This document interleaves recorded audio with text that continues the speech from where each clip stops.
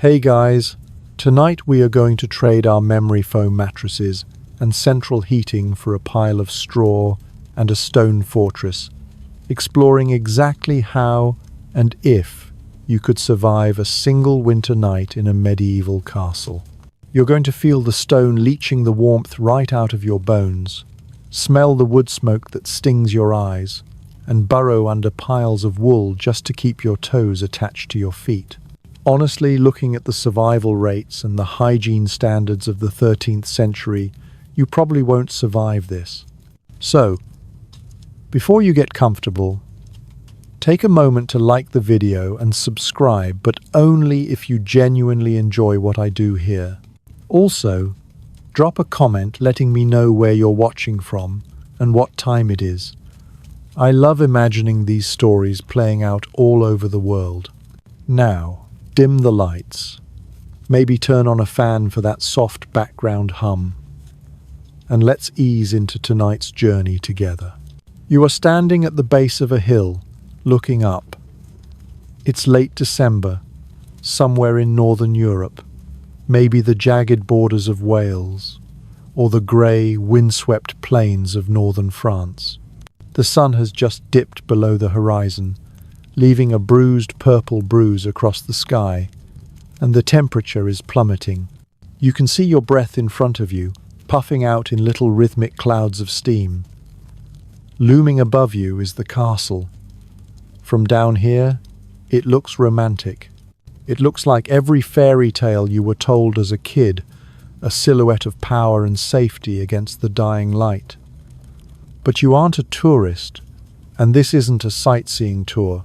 You live here, and as you wrap your rough wool cloak tighter around your shoulders, trudging up the muddy path toward the gatehouse, you know something that modern fantasy novels tend to leave out. This place is basically a giant walk-in freezer designed by a sadist. You cross the drawbridge, the wood slick with frost, and pass under the heavy iron portcullis. The guards nod at you, looking miserable in their chainmail, which must feel like wearing a shirt made of ice cubes. You step into the inner bailey, the courtyard, and make a beeline for the keep, the massive central tower, the heart of the castle, the safest place in the fortification. But safety in the Middle Ages is purely about keeping people with swords out. It has absolutely nothing to do with keeping the temperature up. You push open the heavy oak door and step inside. The first thing that hits you isn't warmth. It's a damp, heavy stillness. It's actually colder inside than it was outside. Outside, at least the air was moving. Here, the cold feels ancient, trapped and stagnant. You are now standing in the stone icebox. To understand why you're shivering uncontrollably, you have to look at the walls. Go ahead, reach out and touch the stone. It's wet. It's slick with condensation. These walls are 10, maybe 12 feet thick. They are masterpieces of military engineering, designed to withstand battering rams, trebuchets, and mining attempts. But thermodynamically, they are a disaster. In the summer, this is great. The stone acts as a thermal mass, absorbing the heat of the sun and keeping the interior cool. It's why entering a cathedral in July feels so refreshing. But it's winter now. For months, these millions of tons of grey stone have been losing heat, radiating it out into the freezing air, and now they are hungry. They are massive thermal sponges, and they are sucking the heat out of everything nearby, including you. You walk deeper into the ground floor, which is mostly used for storage. It smells of earth, rotting apples, and wet dog. The silence here is heavy. You can hear the wind howling outside, whistling around the corners of the tower. But in here, it's just the sound of your own boots, scraping on the flagstones. The floor is stone, the walls are stone, the ceiling is a stone vault. You are essentially the turkey inside a refrigerator that has been unplugged but is still freezing cold. Historians call this radiant cooling. Your body is a warm object, radiating heat at about 98 degrees Fahrenheit. The walls are a cold object, sitting there at maybe 35 or 40 degrees. Physics demands that the heat leaves you to try and warm up the wall. Spoiler alert, you are not going to warm up the wall. The wall is going to win. As you climb the spiral staircase toward the upper levels where people actually live, you notice the air getting slightly clearer, but no warmer. The staircase is narrow, winding clockwise, a defensive trick so defenders have the advantage with their sword arms. But right now, you're just annoyed that your shoulders keep brushing the freezing masonry.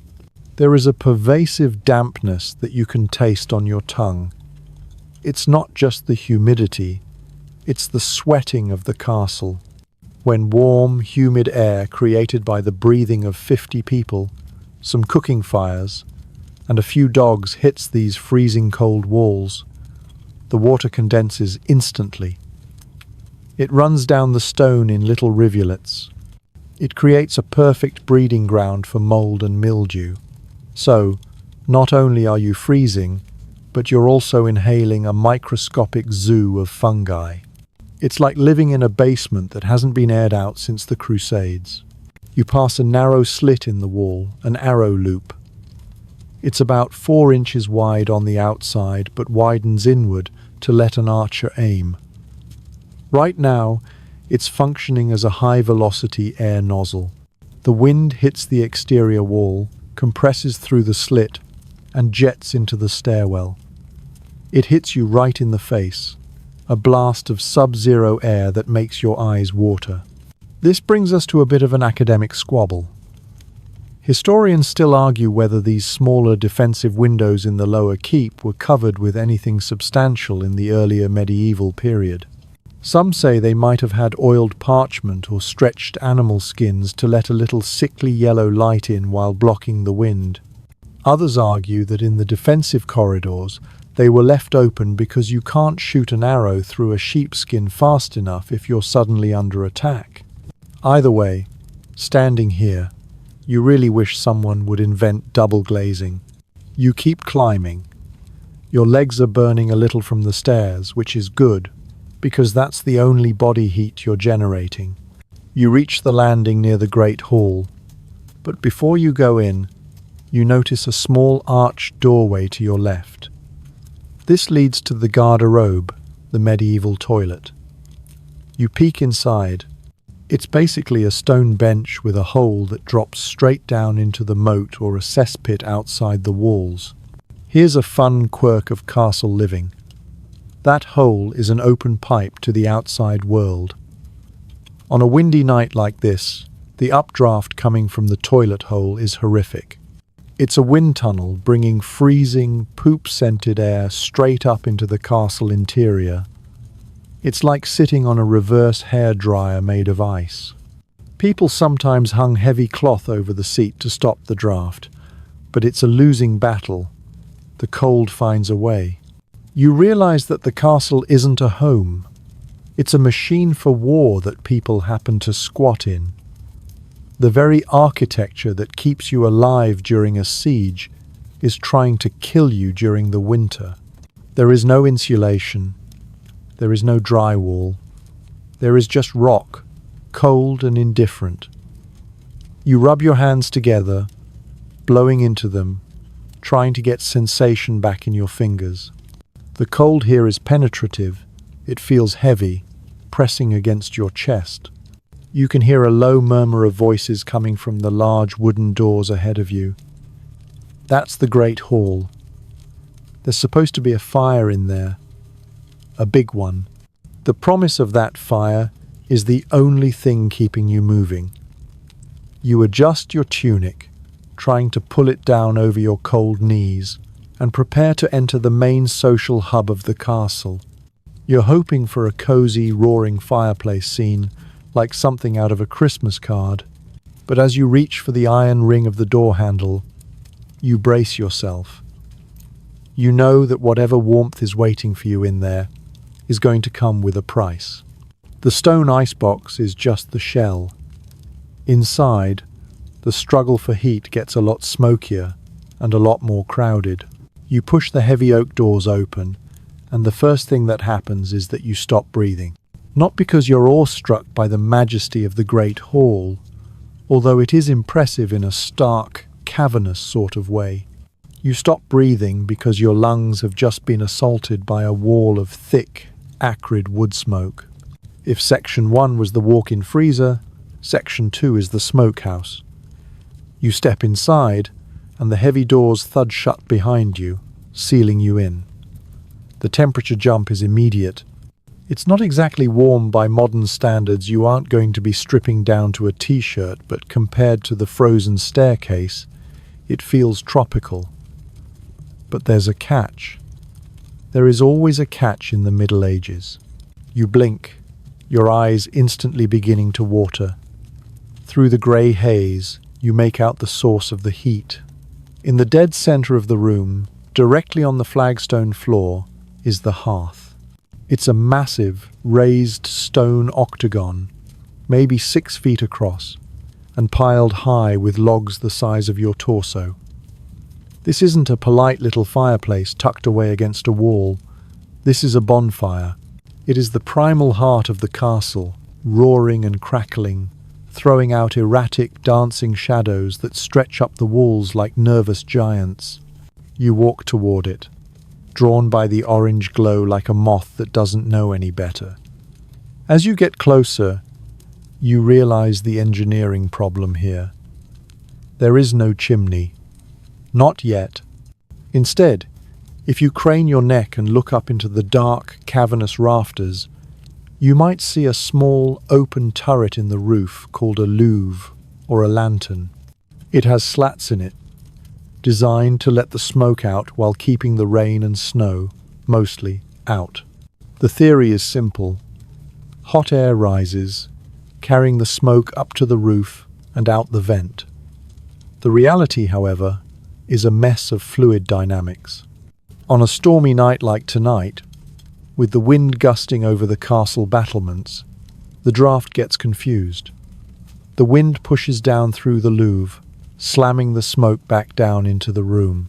Historians still argue whether the open central hearth actually heated the Great Hall better than the wall fireplaces that would eventually replace them.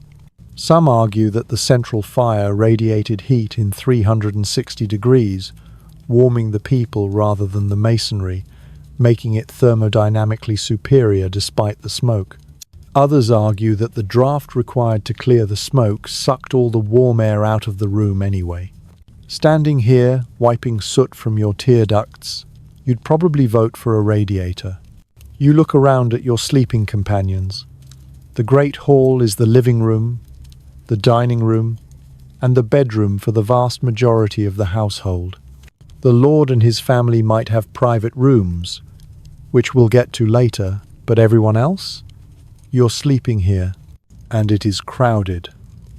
The long trestle tables used for dinner have been dismantled or pushed against the walls. In their place, the floor is a patchwork of humanity. There are knights, servants, pages, and maybe a travelling minstrel or two who picked the wrong castle to get snowed in at. It's a slumber party, but instead of popcorn and movies, you have lice and respiratory distress. You pick a spot near the fire, but not too near. This is a strategic calculation. Too close, and you risk a stray spark landing on your woolen tunic, turning you into a human candle. Also, the heat intensity right next to the blaze is enough to singe your eyebrows while your back remains freezing. It's the classic rotisserie chicken effect. You have to keep turning over all night to cook evenly. But if you go too far back, into the shadowy corners of the hall, you're back in the icebox. The corners are where the drafts congregate, swirling around in the dark. So, you find a middle ground, stepping over a sleeping guard who is snoring so loudly it rivals the crackle of the logs. Here is a quirky little reality of this environment. Look up at the rafters again. See those dark shapes hanging in the smoke? That's dinner for next month. It was common practice to hang sides of bacon, hams, and sausages high up in the roof of the great hall. The constant cloud of wood smoke acted as a preservative, curing the meat perfectly while you slept beneath it.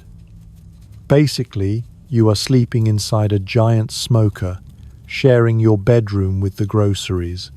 It gives the air a savory, salty undertone that mixes with the smell of wet wool and unwashed bodies. As you settle down, you notice the air quality changes depending on your altitude. When you stand up, your head is in the smog. The smoke tends to bank and stratify about 6 or 7 feet off the ground before it finds its way out the roof. By lying down, you are actually entering the fresh air zone, relatively speaking. It's a survival tactic. The lower you are, the less you cough. But the smoke has a cumulative effect. If you lived here for 30 years, your lungs would look like the inside of a chimney. Archaeologists examining medieval skeletons can sometimes identify people who spent a lot of time in open hearth halls because their sinuses show signs of chronic irritation. You are essentially smoking a pack of cigarettes just by breathing while you sleep. The noise is another factor preventing you from drifting off. The fire is loud. It pops and hisses, occasionally shifting as a log burns through and collapses, sending a shower of sparks upward. And the room is alive. The castle never really sleeps.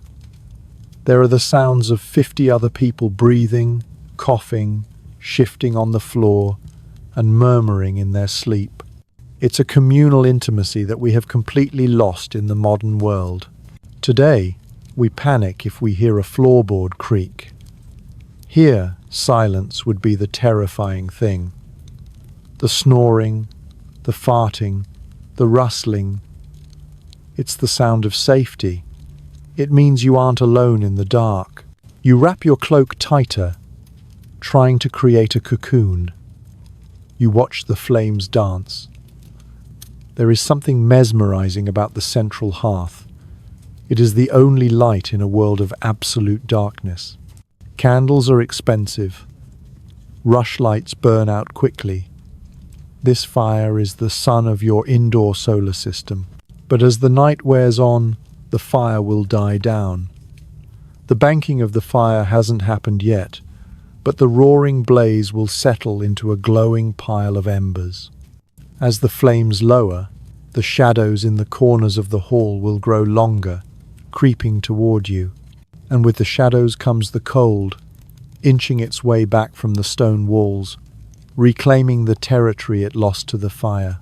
You realize that your front side is toasty warm, almost hot, while your backside, pressed against the thin layer of bedding on the floor, is already starting to feel the chill of the earth seeping up. You shift, trying to tuck your cold nose into the crook of your elbow to filter the smoke. It's going to be a long night, and honestly, the air in here is so thick you could probably chew it. You wonder if the lord of the castle has it any better up in his private tower. Surely, the boss isn't sleeping in a smoke-filled room with the ham and the hounds. You glance toward the staircase at the far end of the hall, the one that leads up to the solar, the private quarters. Maybe the grass is greener, or at least warmer, up there. You decide that in your imagination you're going to sneak up there and find out. But for now, you close your gritty, stinging eyes, listening to the roar of the hearth, and try to ignore the fact that the person sleeping next to you has terrible breath and just draped their arm over your legs. You decide you've had enough of the communal experience. The snoring of the guard next to you has reached a resonant frequency that is actually vibrating your molars, and the smoke is starting to make you feel like a piece of jerky. So, you stand up, stepping gingerly over the tangled limbs of the household staff, and head for the stairs at the high end of the hall. You are ascending to the VIP section of the medieval nightclub, the Solar. You slip through a smaller door, perhaps guarded by a page who is currently asleep on a stool, and climb a short flight of steps. As you open the door to the Lord's private chambers, the change in atmosphere is instant. The roar of the fire and the rumble of 50 sleeping people drop away, replaced by a muffled, heavy silence. You have entered the solar, a room that represents the absolute pinnacle of medieval comfort. And honestly, it's still freezing. But it's a classy freezing. This room is the private retreat for the Lord and Lady. While the Great Hall is for eating, judging peasants, and sleeping the entire workforce, the solar is the medieval equivalent of a master bedroom suite combined with a living room.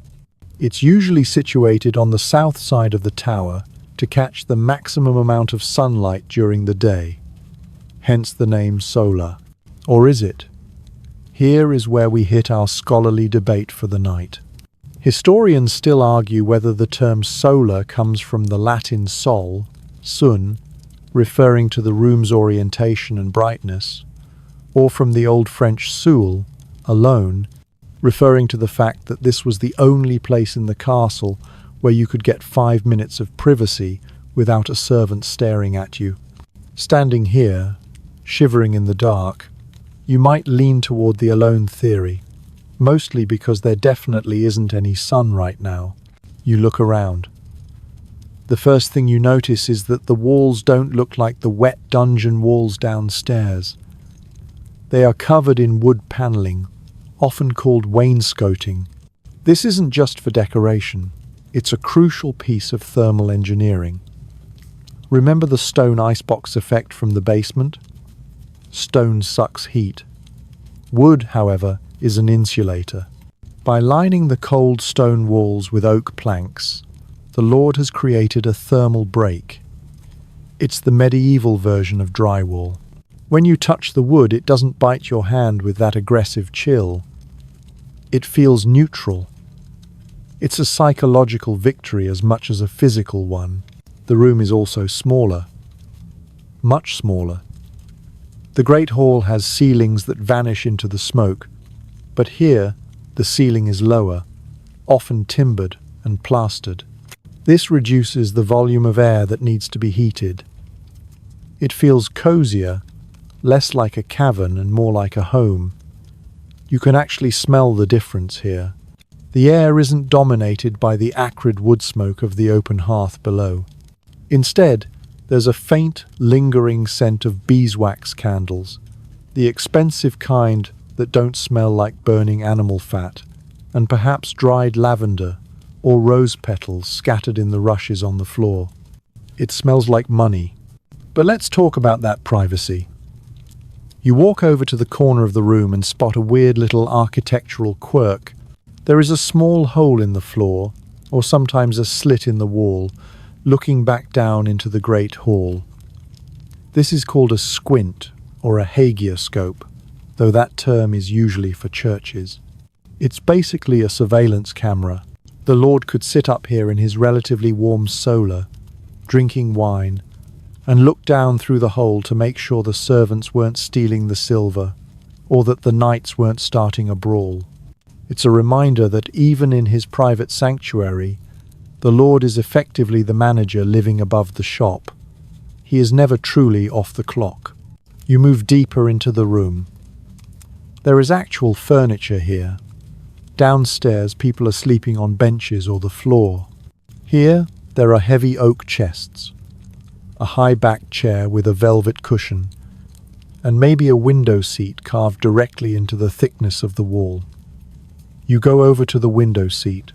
It's lined with stone, but someone has placed a thick woolen cushion on it. You sit down. It's freezing. The window is just a shutter right now. We'll deal with the nightmare of medieval windows later.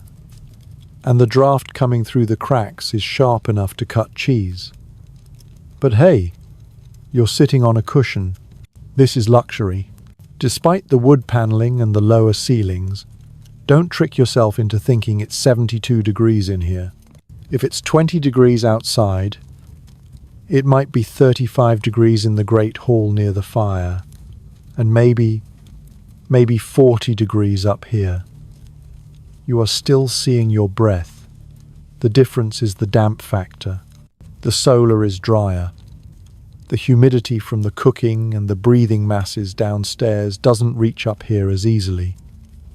You aren't getting that clammy, wet towel feeling on your skin. There's a quirky fringe fact about these rooms that ruins the romance a bit. In some early castles, the solar wasn't just a bedroom divided by living room.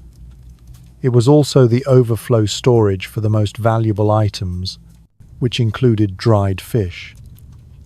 There are records of solars being used to store spices, expensive fabrics, and barrels of salted herring because it was the driest, most secure room in the keep. So, imagine trying to romance your lady wife while surrounded by the faint aroma of preserved seafood. It adds a whole new layer to the concept of atmosphere. You wrap your arms around yourself. It is quieter here. The wind still batters the walls, sounding like a dull roar, but the stone and wood muffle the world outside. You feel separated from the chaos of the garrison below. It's a mental warmth. Downstairs, you are just one of the pack, fighting for space near the fire. Up here, you are an individual. You have space. You have a cushion. You have wood on the walls. But as you stand in the center of the room, you realize something is missing. The massive, roaring bonfire of the Great Hall isn't here. You can't build a bonfire on a wooden floor on the second story. You'd burn the castle down. So, how is this room heated? You look toward the wall and see a fireplace, a real one, with a chimney hood jutting out into the room. It looks much more modern than the fire pit downstairs. It looks civilized. You walk over to it. There is a small fire burning in the grate. It looks pretty. It's framed by carved stone. It looks like the kind of thing you'd see in a cozy cottage. But as you get closer, holding your hands out to the flames, you realize a terrible truth about medieval physics. The fire pit downstairs was smoky, yes, but it was a radiant beast. This polite little wall fireplace, it's wimpy, it's struggling, and there is a draft sucking past your ankles that feels like it's trying to drag you up the chimney with the smoke. The solar is an architectural trade-off.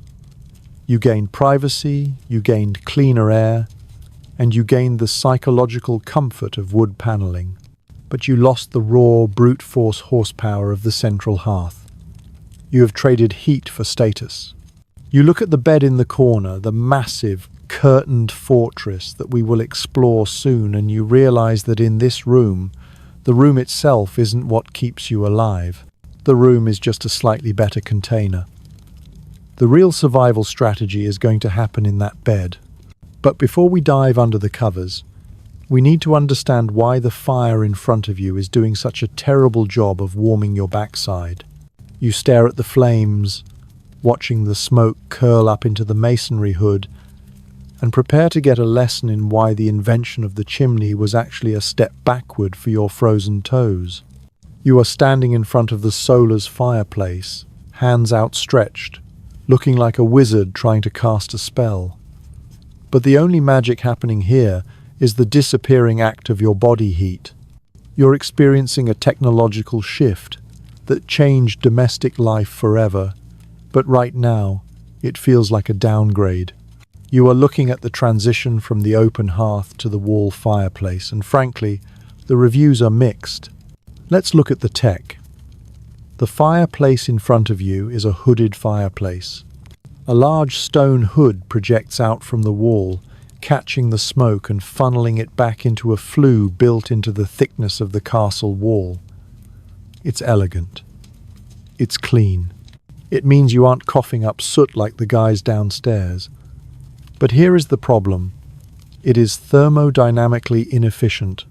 The central hearth in the Great Hall radiates heat in a full 360-degree circle. It heats the air, the people, and the floor around it. This wall fireplace? It radiates heat in, at best, a 180-degree semicircle, but mostly it just shoots heat straight forward. If you step 2 feet to the left or right, you are instantly back in the Arctic. And worse, a huge percentage of the heat, some estimates say up to 80 or 90%, is going straight up the chimney along with the smoke. You are essentially heating the sky above the castle while you freeze in the solar. And then there's the draft. To make the smoke go up the chimney, you need a continuous flow of air, the draw. Where does that air come from? It comes from the room. The fire is literally sucking the air you are trying to heat out of the room and replacing it with cold air drawn in through the cracks in the windows and under the door. The bigger the fire you build, the faster it sucks the cold air in.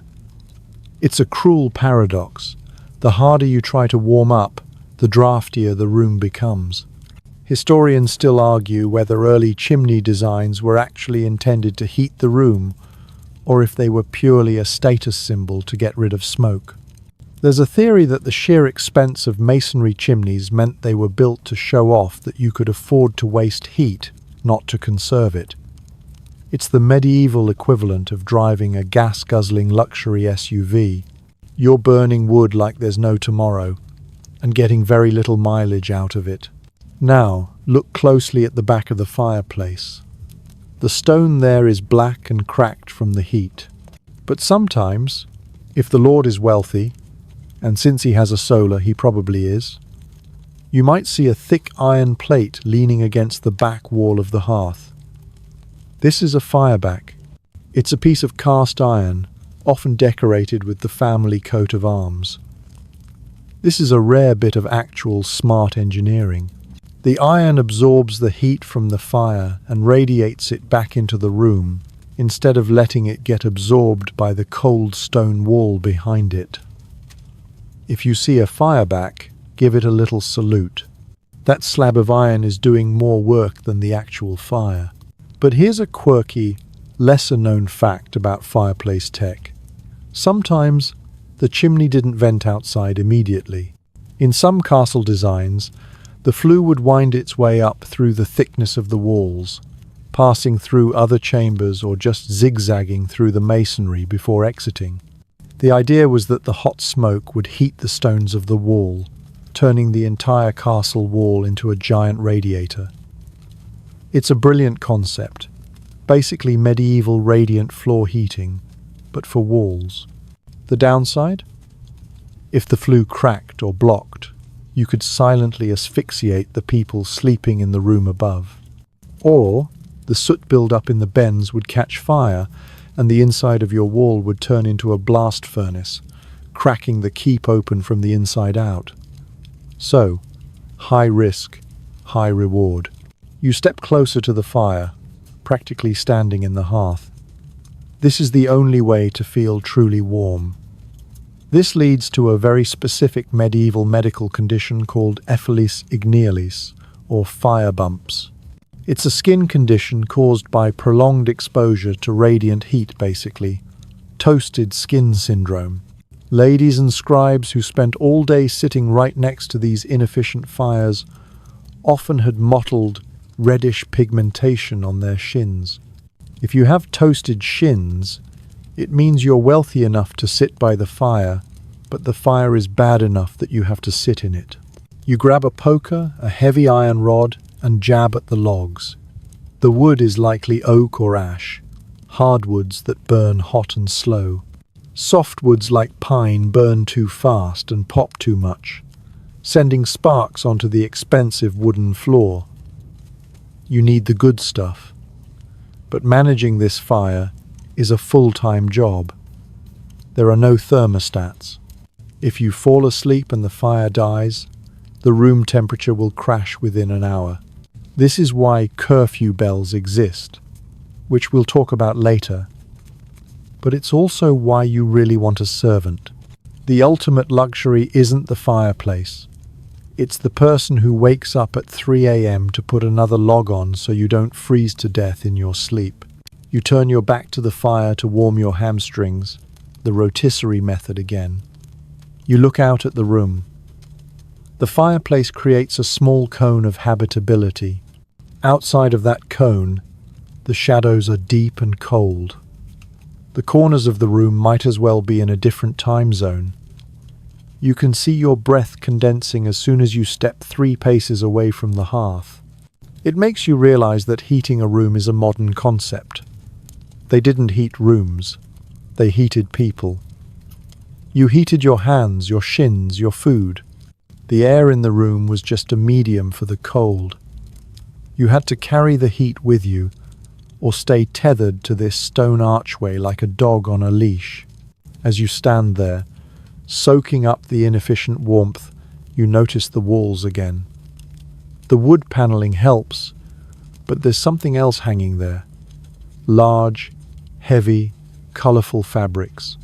They look decorative, depicting hunting scenes or biblical allegories. But as you watch them, you see them move. They billow slightly, lifting away from the wall and settling back down, like the room is breathing. It's creepy, but it's also a clue. Those tapestries aren't just art. They are the next line of defense in your war against the winter. You decide to investigate these swaying wool walls and see what exactly they are hiding. You step away from the fireplace, and the temperature drops instantly. It's a physical blow, like walking out of a sauna into a snowstorm. You hustle across the room toward the wall, where those massive, colorful fabrics are hanging. In the flickering light of the fire and the candle, the figures woven into the wool knights killing boars, ladies holding unicorns, seem to be watching you. But you aren't here for art appreciation. You are here to inspect the insulation. You reach out and touch the tapestry. It's heavy. This isn't a delicate silk sheet. It is thick, coarse wool, woven tight. It feels dusty and slightly oily to the touch, lanolin from the sheep's wool that hasn't been fully scoured out. That oil is good. It helps repel the dampness of the castle. You grab the edge of the tapestry and lift it away from the wall. Whoosh!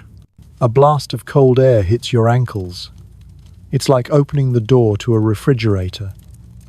Behind the beautiful woven scene, the stone wall is slick with moisture and radiates a chill that makes your teeth hurt. You quickly drop the fabric back into place. This is the secret of the tapestry. It isn't just decoration. It is an architectural intervention. By hanging the fabric a few inches away from the wall, the medieval engineer creates a pocket of dead air.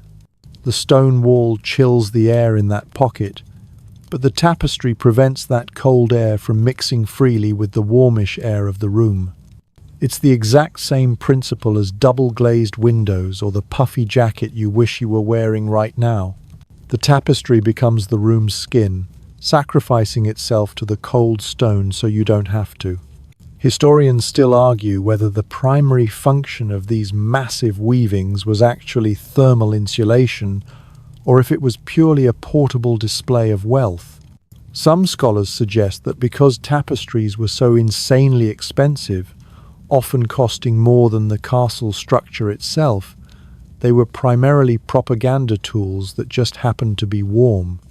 Others argue that the specific thickness and hanging methods point to a deliberate attempt to climate control these drafty stone boxes. Standing here, watching the fabric ripple as a draft snakes behind it, you realize the answer is probably both. If you're going to spend a fortune on insulation, you might as well have a picture of yourself winning a battle woven into it. These tapestries are also mobile. Remember, the Lord often owns 5 or 6 castles and travels between them to eat the local food supplies and judge the local peasants. When the Lord moves, the tapestries move with him. The furniture goes, the pots go, and the walls go. Imagine stripping the drywall off your house, rolling it up, and taking it with you every time you went on vacation. That's life in the Middle Ages. When the Lord isn't home, this room is just a naked, echoing stone box. You turn your attention downward. You've insulated the walls, but you are still standing on a stone floor. Stone is a heat sink. It will pull heat out of your feet faster than you can generate it. If you stood barefoot on these flagstones for an hour, you'd probably get frostbite. But you aren't standing on stone. You are standing on a meadow. Look down. The floor is covered in a thick, springy layer of plant matter. These are rushes. Depending on the season and the budget, it might be actual marsh rushes, straw, hay, or sweet-smelling herbs like lavender, meadowsweet, and chamomile. It looks rustic and charming, like a barn wedding on Pinterest. It smells surprisingly good, too, a mix of dried grass and floral notes. But don't look too closely. The rushes act as a carpet, providing a thermal break between your feet and the stone. They trap pockets of air, just like the tapestries, and keep the floor relatively neutral in temperature. But unlike the tapestries, the rushes are on the ground, where gravity works its dark magic. Here is the gross reality check you were waiting for. In a well-managed household like the king's chambers, the rushes might be swept out and replaced every few days. But in a lower-tier castle, or in the winter when fresh plants are hard to find, that floor covering might stay there for months, maybe a year. You kick at the rushes with your boot. The top layer is yellow and dry. But as you dig your toe in deeper, revealing the bottom layers, the smell changes. It goes from sweet meadow to compost heap. This is the lasagna of filth. There is a famous account from the scholar Erasmus, writing a bit later in the timeline but describing a habit that started right here in the Middle Ages. He complained that English floors were covered in rushes that were rarely renewed, harbouring underneath them spittle, vomit, leakage of dogs and men, spilled beer, remnants of fish, and other abominations not to be mentioned. Basically, you are walking on a compost pile that is slowly fermenting on the bedroom floor.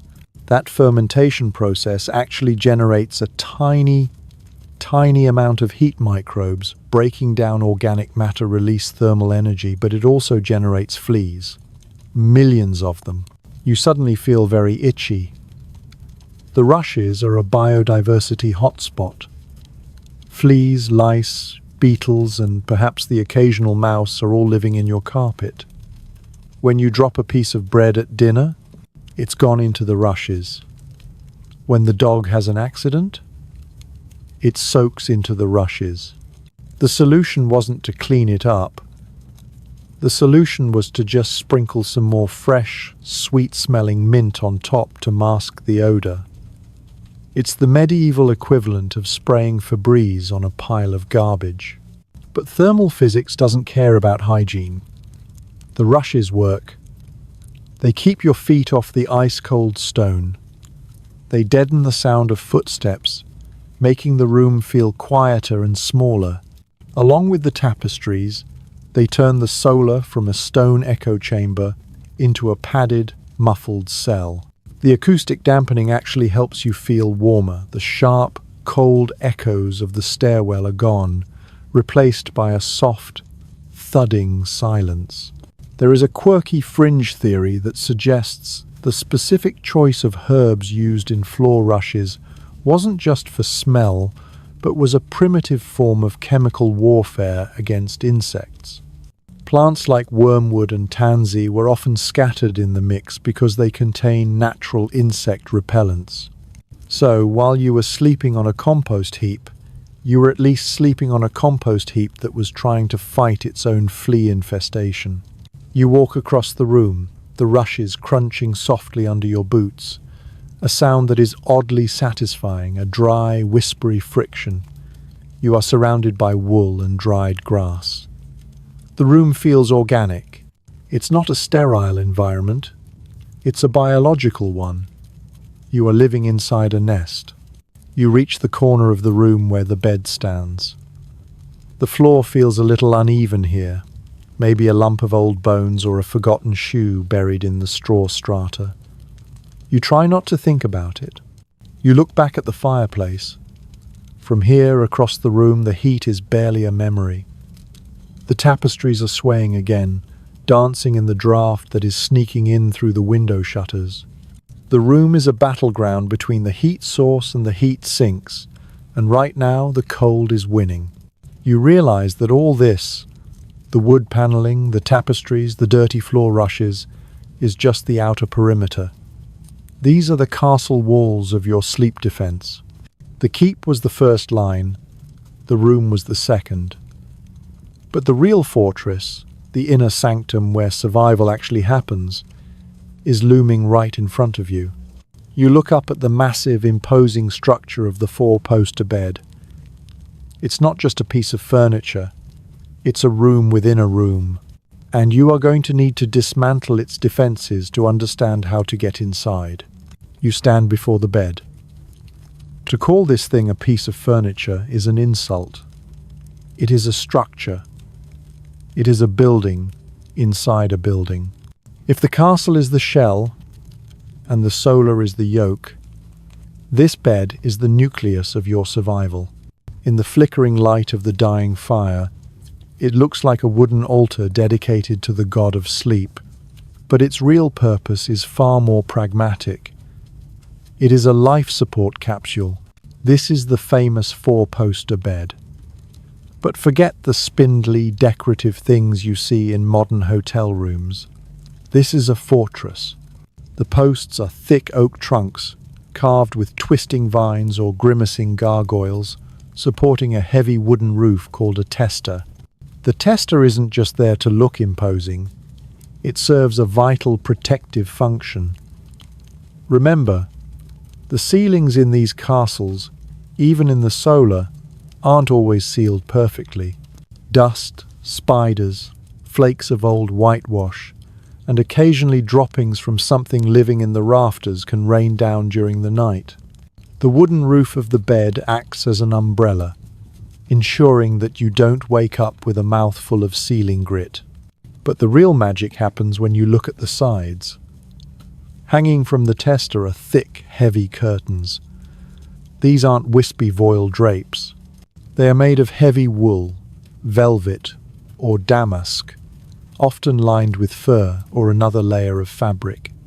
They pool on the floor, leaving no gap at the bottom. You reach out and grab the fabric.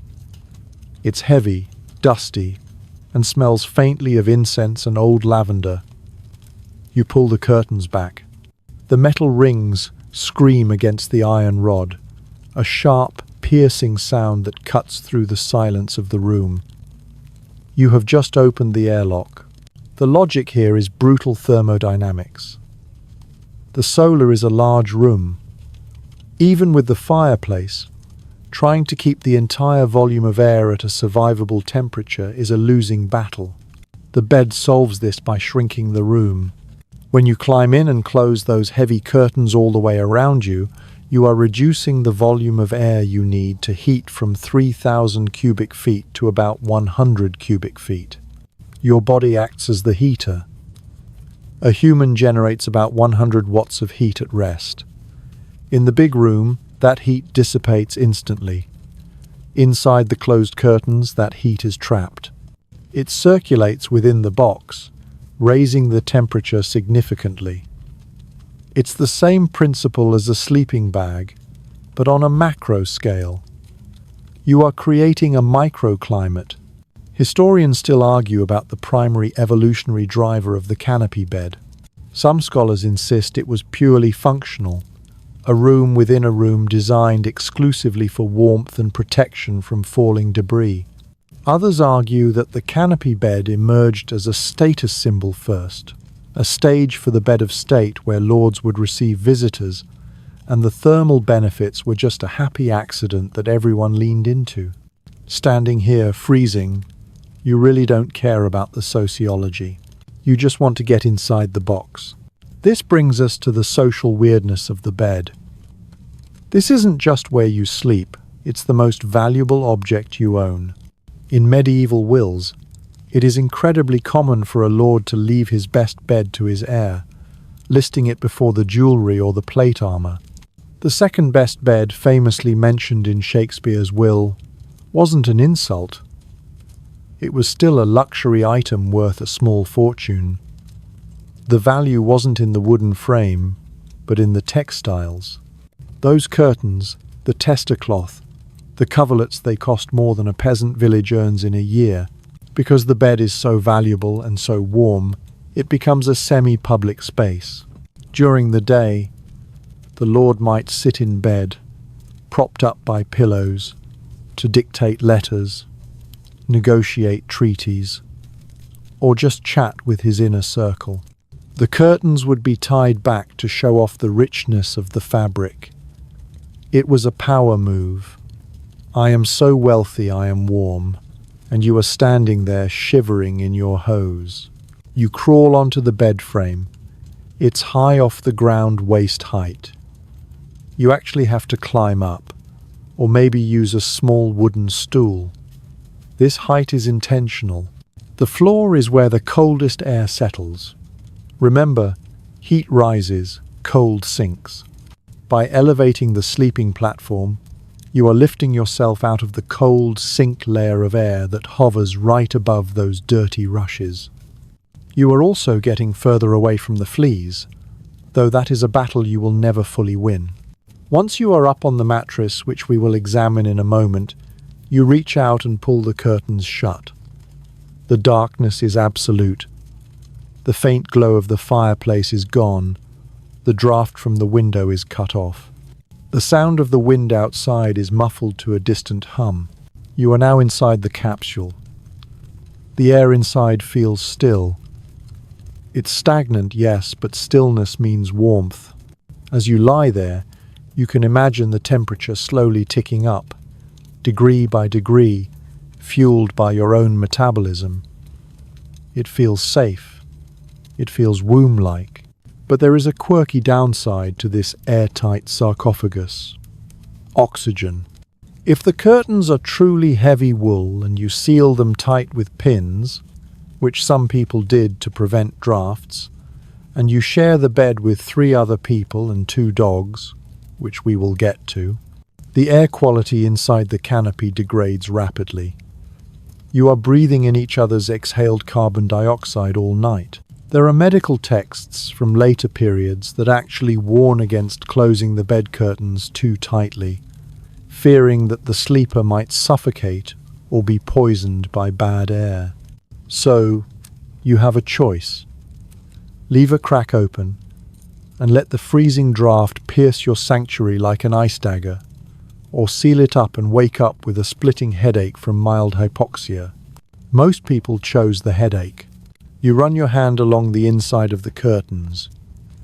You might find little pockets or shelves sewn into the lining. These were for storing valuable items: a dagger, a pouch of coins, a rosary, or perhaps a little snack for the night. You are literally sleeping inside your safe. In a violent world, this is the last line of defense. If an assassin gets into the castle, past the guards, and into the solar, they still have to get through the curtains. It gives you maybe 2 seconds of warning, enough time to grab that dagger you stashed in the pocket. You lie back, looking up into the darkness where the wooden tester hangs above you. You can't see it, but you know it's there, shielding you from the castle's grit. You feel the isolation. The great hall with its smoke and noise feels a mile away. The cold stone walls are forgotten. Here, in this velvet box, civilization exists. But then, you shift your weight.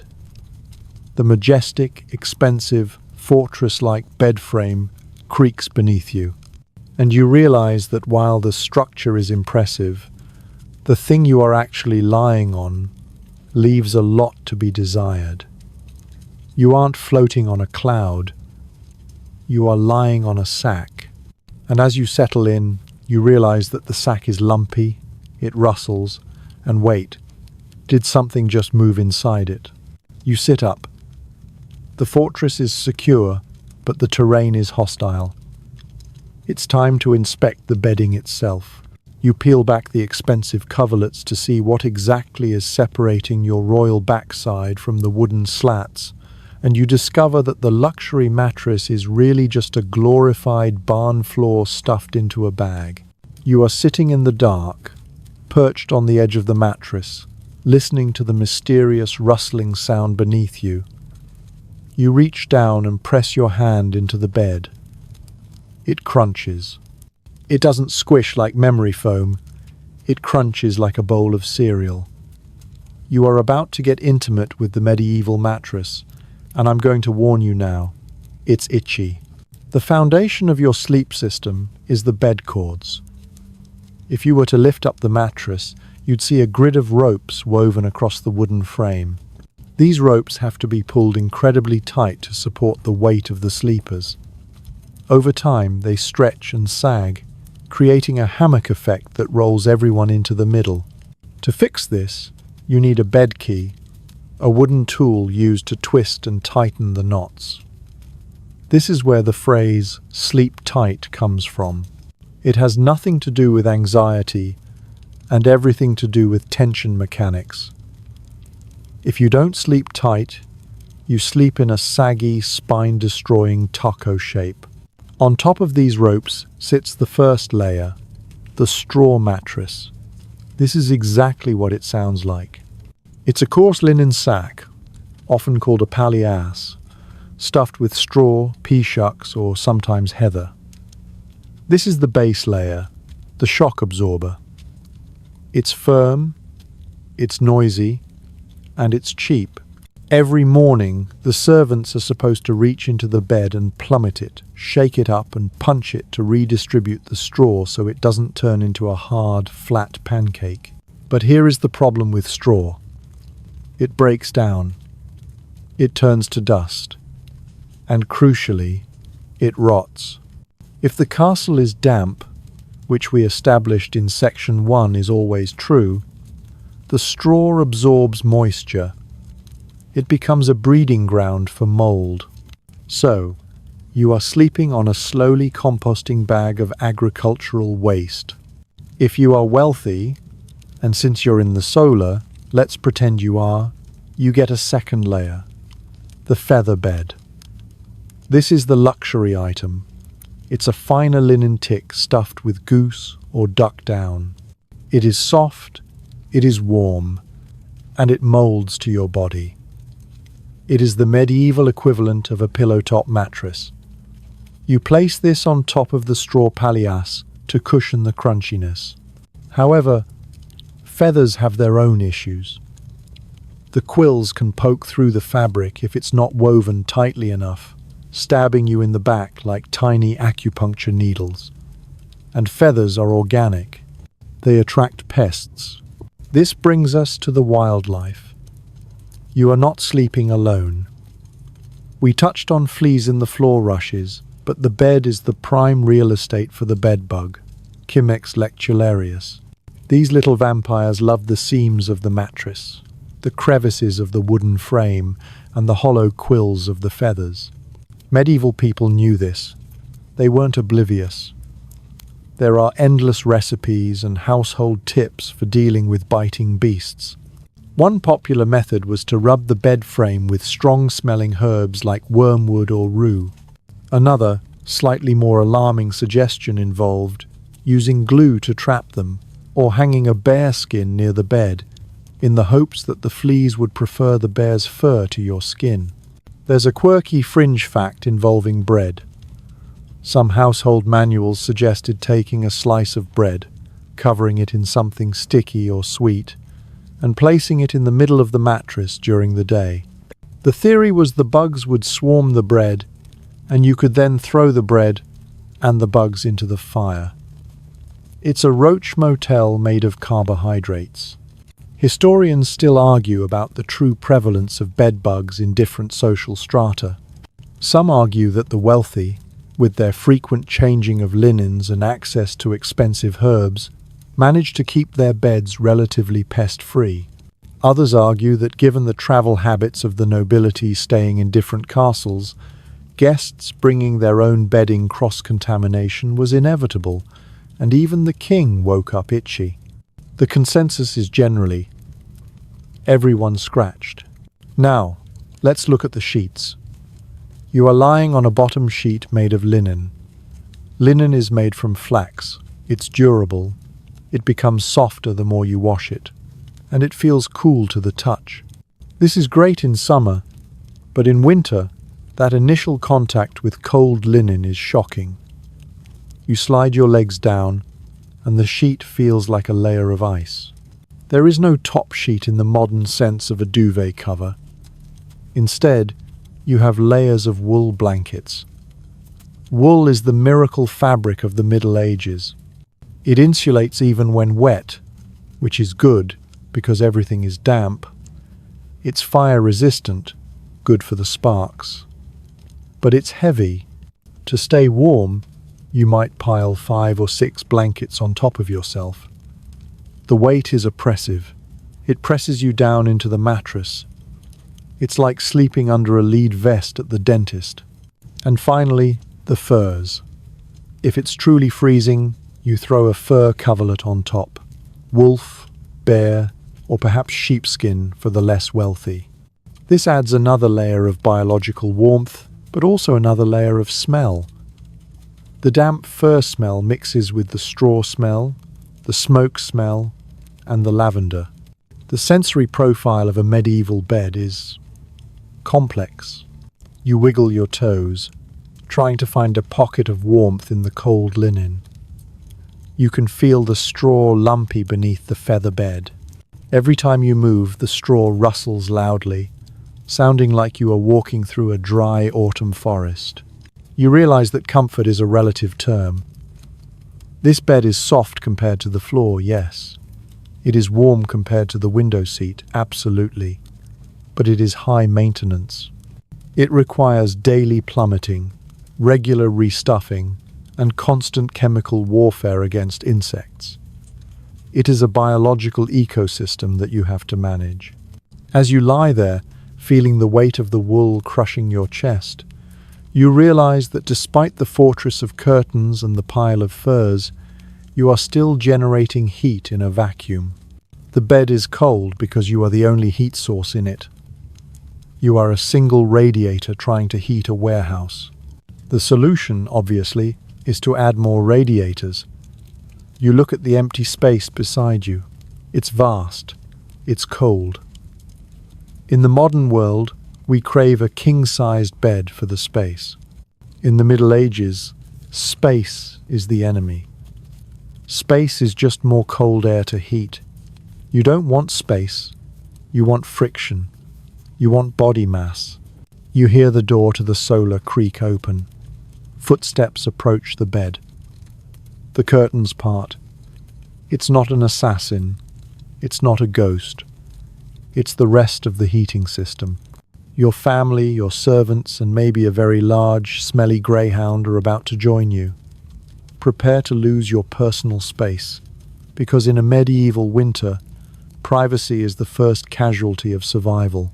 The curtains part, letting in a blast of frigid air that momentarily ruins the microclimate you've been working so hard to build. But you don't complain. In fact, you scoot over. You press yourself against the lumpy straw mattress, making room, because you know that in the calculus of medieval survival, body heat is the only currency that matters. You are about to engage in the most common, and perhaps the most jarringly intimate, aspect of pre-modern sleep, the human pile-on. In the modern world, sharing a bed is a romantic milestone, or a necessity for parents with nightmares-prone toddlers. We value the king-sized life, where you can roll over 3 times without hitting your partner. But here, in the stone icebox, space is the enemy. Every cubic inch of empty air in that bed is a thermal liability. To survive the night without your toes turning black, you need to fill that void with biological radiators. First, your spouse climbs in. This is the standard arrangement, but it's less about romance and more about thermal coupling. You instantly gravitate toward each other. It's the spooning imperative. By pressing your backs or chests together, you reduce your exposed surface area. It's the same reason penguins huddle in Antarctica. You are essentially trying to become one giant, multi-limbed organism to minimize heat loss. But it rarely stops there. If you have children, they are coming in too. The concept of a nursery where kids sleep in their own separate rooms is a luxury for a much later, much warmer era. In the medieval castle, the children are small, low-mass objects that lose heat rapidly. Leaving them alone in a crib on a freezing night is dangerous. So, they get packed into the main bed, usually wedged between the parents or tucked at the foot. You are now sleeping in a tangle of limbs, elbows, and cold feet. It's like sleeping in a bag of puppies, except the puppies are human, and one of them is probably kicking you in the kidneys. Now, let's widen the scope. If you are a traveler, a guest, or a lower-ranking knight sleeping in the Great Hall, the rules of privacy dissolve completely. You sleep with whoever is available. It was standard etiquette for travelers to share beds with total strangers at inns or when guesting at a castle. You might wake up with a bearded merchant's nose 2 inches from your own, or find yourself sharing a pillow with a mercenary who hasn't bathed since Easter. This leads to a fascinating bit of historical etiquette. There were actual unwritten rules about how to sleep with a stranger. You were expected to lie still, not to thrash, and absolutely not to hog the blankets. It was considered polite to keep your conversation to a minimum and to create a mental wall of separation even if your physical bodies were touching. It's the same energy as a crowded subway car at rush hour. We are pressed against each other, but we are all pretending we are alone. There is a quirky fringe fact regarding weapon safety in these shared beds. Some period etiquette manuals, and later Renaissance guides, explicitly advised men to place their daggers or swords under the mattress or on a specific side of the bed, not just for security, but to ensure they didn't accidentally stab their bedmate during a nightmare. Imagine the morning apology. Sorry I elbowed you, and also sorry about the flesh wound. But let's go back to the Lord Solar. You have the spouse, maybe a kid, but the bed still has cold spots. This is where the living space heaters come in. You whistle low, and a heavy shape jumps up onto the mattress. It's the dogs. Medieval people loved their dogs, but in winter, that love became utilitarian. A dog's normal body temperature is roughly 101 to 102.5 degrees Fahrenheit. That is 3 to 4 degrees hotter than a human. A large dog like a wolfhound, a mastiff, or a deerhound is essentially a fur-covered furnace. They are the MVP of the sleeping arrangement. You pull the greyhound under the covers. Yes, under. The hygiene standards of the 21st century would scream at this, citing fleas, dirt, and dog smell. But when it is 35 degrees in your bedroom, you don't care about dog smell. You care that this animal is radiating intense, consistent heat. You curl your frozen feet into the dog's flank. The dog sighs, circles once, and settles down, acting as a heavy, anchoring weight on the blankets that prevents drafts from sneaking in. There is a popular phrase you've likely heard, 3-dog night. It refers to a night so cold that you need 3 dogs in bed with you to keep from freezing. Historians still argue about the exact etymology of this phrase. Some claim it originated with the indigenous peoples of the Australian outback. Others trace it to Arctic cultures or old maritime slang. But regardless of where the words came from, the practice was universal. In the medieval castle, a 3-dog night wasn't a metaphor. It was a survival strategy. But the crowd in the room isn't finished yet. You look to the foot of the bed. In a grand household, you might have a personal servant, a valet, or a lady in waiting who sleeps in the same room. They don't get to sleep in the big bed, unless it's a particularly casual or desperate household, but they are close. They sleep on a truckle bed, or trundle bed. This is a low-wheeled bed frame that is stored under the main four-poster during the day. At night, it is rolled out and positioned right alongside the master bed, or at its foot. This setup is bizarre to modern sensibilities. Imagine your personal assistant rolling out a sleeping bag on the floor next to your bed every night while you sleep with your spouse. But in the medieval mindset, this wasn't an invasion of privacy. It was a security feature and a convenience. If you got thirsty, cold, or heard a noise, your servant was within arm's reach. There is an open scholarly debate about just how often these servants ended up in the main bed. While official court ordinances usually prescribed separate sleeping arrangements, personal diaries and court records from the late medieval and early modern periods suggest that lines blurred constantly. If the fire died out and the frost was forming on the inside of the windows, social hierarchy often collapsed in the face of hypothermia. There are accounts of masters inviting servants to warm the bed before they got in, or simply allowing them to huddle at the foot of the mattress on the worst nights. So, here is your situation. You are in the box. The curtains are drawn, the air is thick and getting stuffy. You are spooning your spouse. Your child is wedged against your back. A large deerhound is draped over your legs. Your servant is snoring softly on a rolling pallet 3 feet away. The bed is no longer a piece of furniture. It is a nest. It is a pile of biomass generating a collective heat bubble. You can feel the warmth rising. Finally, for the first time since you entered the castle, your shivering stops. You are tapping into the primal power of the pack. But as you lie there, sandwiched between a human and a hound, you realize that while your body is warming up, your head is still exposed. You can't pull the covers entirely over your head because you'll suffocate, and the dog breath is potent. Your face is the only part of you braving the cold air of the room. And you are naked. Or are you? You look down at your own body in the dark. There is a long-standing myth that medieval people always slept completely nude. But the reality is a bit more complicated and a lot itchier.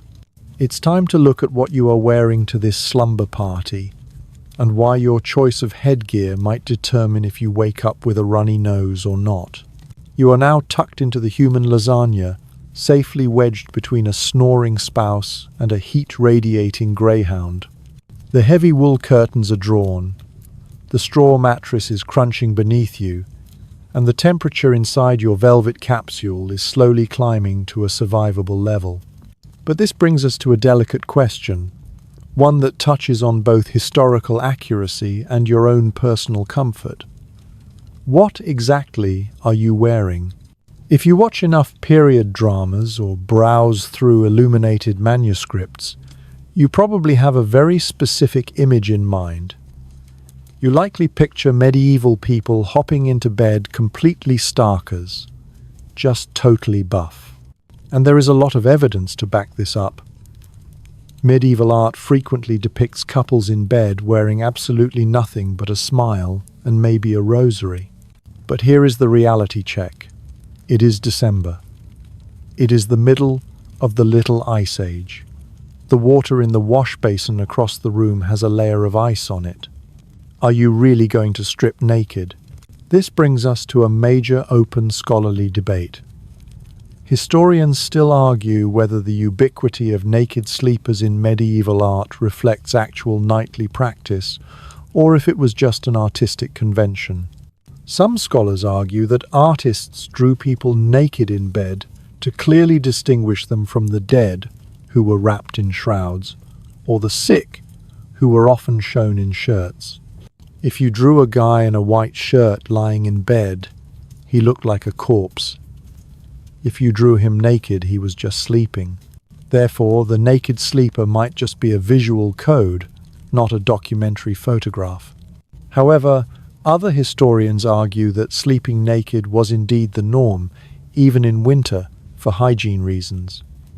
Remember, you wear your outer wool clothes all day. They are dusty, they smell of wood smoke and horse, and they are likely harboring a few fleas. If you wear them to bed, you are dragging the filth of the day into your expensive feather nest. By stripping, you are leaving the lice, mostly, on the clothes chest. Plus, linen sheets are expensive and difficult to launder. You don't want the friction of rough wool grinding dirt into them all night. So, let's split the difference for your survival scenario. You probably stripped off the heavy wool outer layers, the tunic, the hose, the surcoat, but you likely kept on your linen. This is the medieval equivalent of underwear, the chemise, the shift, or the braise. It's a thin layer of flax that separates your skin from the scratchy wool blankets.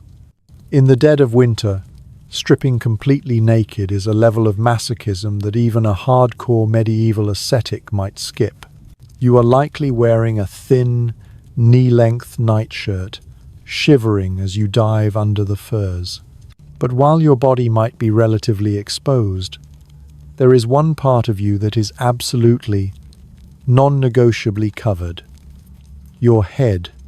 You reach up and adjust your nightcap. In the modern world, the nightcap is a cartoonish trope, something worn by Ebenezer Scrooge or a sleepy bear in a children's book. But in the Middle Ages, it is a piece of critical medical equipment. Medieval medicine was governed by the theory of humours. They believed that the head was the site of rheum and mucus. If your head got cold, the humours would condense, flow down into your chest, and kill you with a fever or consumption. They also believed that during sleep, the body's pores opened up, making you vulnerable to bad air and drafts that could enter through the ears or the scalp. So, to leave your head uncovered at night was considered almost suicidal. It wasn't just about warmth, it was about sealing the vessel.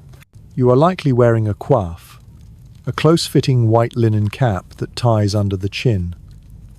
Men wore them, women wore them, and children wore them.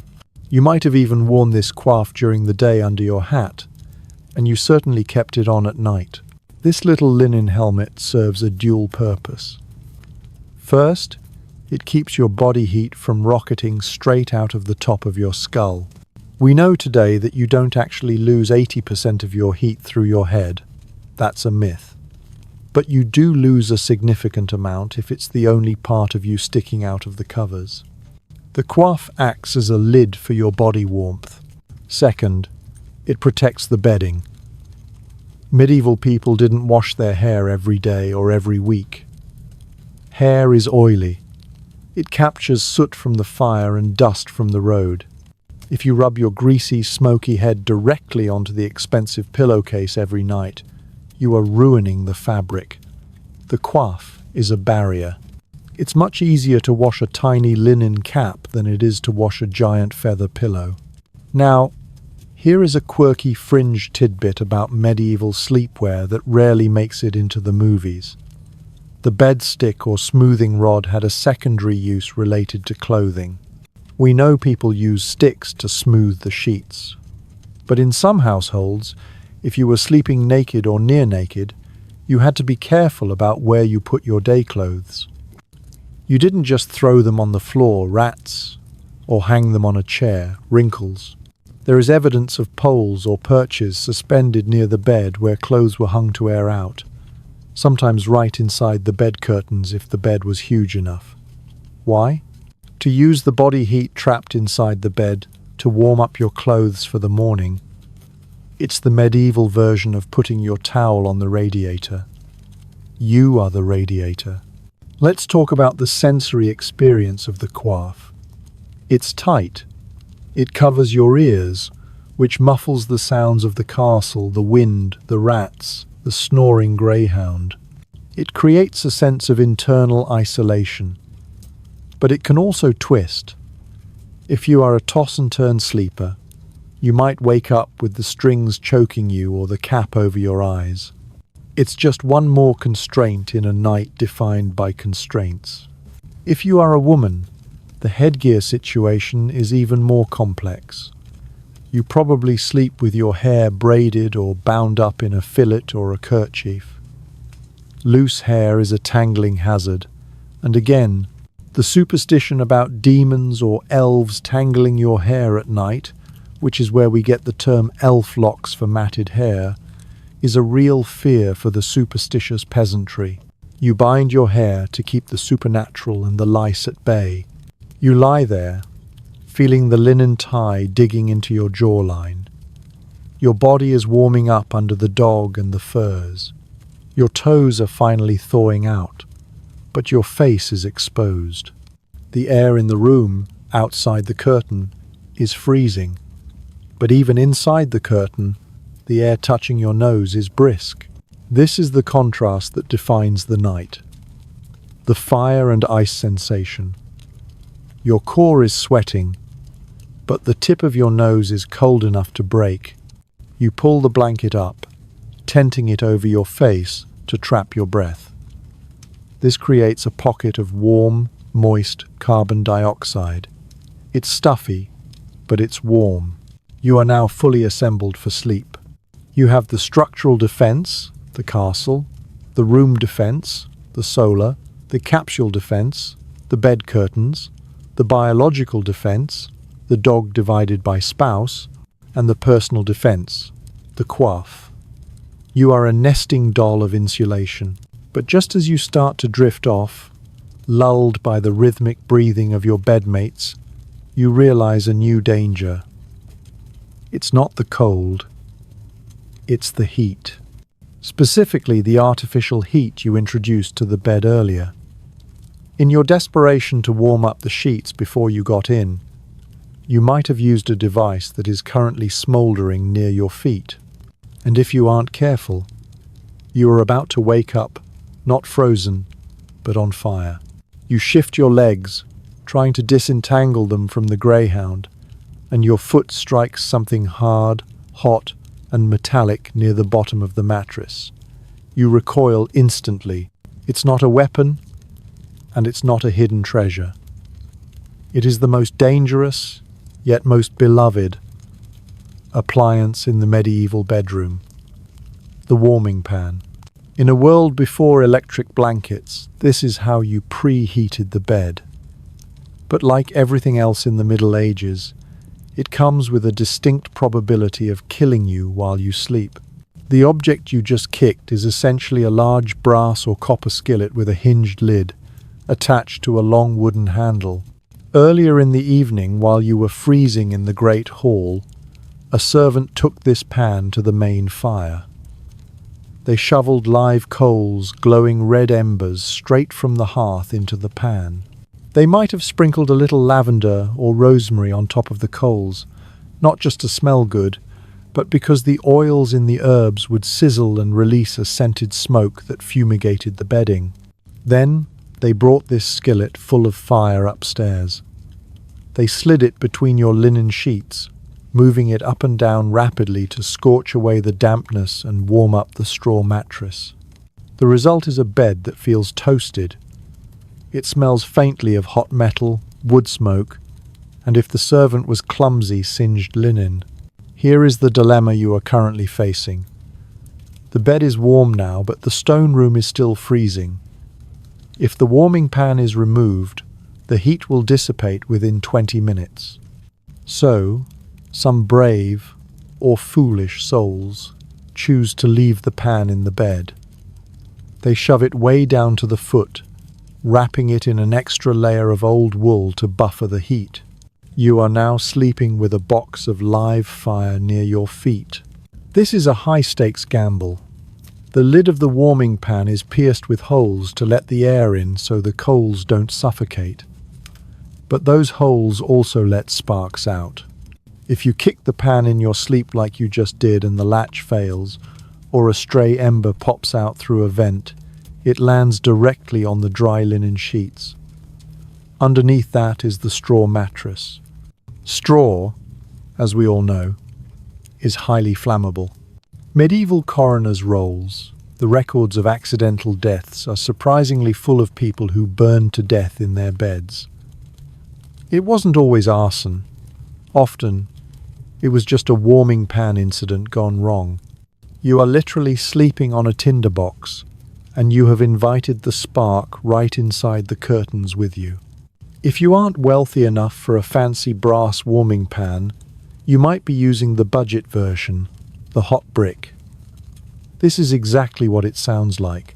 A large stone or brick is placed in the fire until it is hot enough to cook an egg on. It is then fished out with tongs, wrapped in layers of thick woolen cloth, so it doesn't burn your skin or set the bed on fire immediately, and shoved into the bed. The hot brick is safer than the pan because there are no open embers, but it has its own risks. If the cloth unwraps, you get a nasty contact burn. If the stone is too hot, it can smolder the straw slowly, creating a slow burn fire that might not ignite until you are in deep REM sleep. But the sensation of curling your toes around a warm, heavy brick on a freezing night is a comfort so profound it almost outweighs the risk of combustion. There is a quirky piece of furniture associated with this process that looks like a torture device, but is actually a safety feature. It's called a bedwagon, or in French a moine, meaning monk.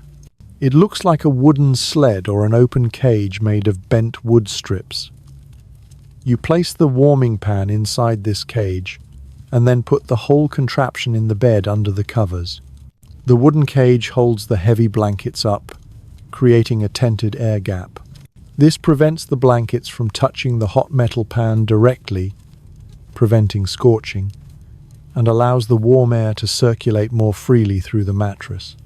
It looks ridiculous, like you are sleeping with a lobster trap in your bed, but it is the mark of a sophisticated sleeper. It means you understand thermodynamics. However, historians still argue about the standard operating procedure for these devices. Did people actually sleep with the wagon in the bed?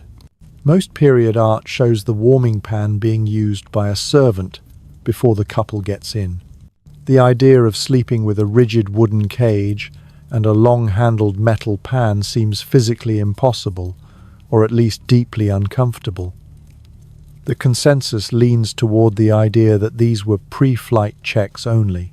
You warm the bed, you take the fire out, you get in. If you get cold later, that's your problem. But let's assume, for the sake of your frozen toes, that you have kept a hot brick wrapped in flannel down at the foot of the bed. It is a localized heat source. It creates a thermal gradient. Your feet are tropical, your shoulders are temperate, your nose is Arctic.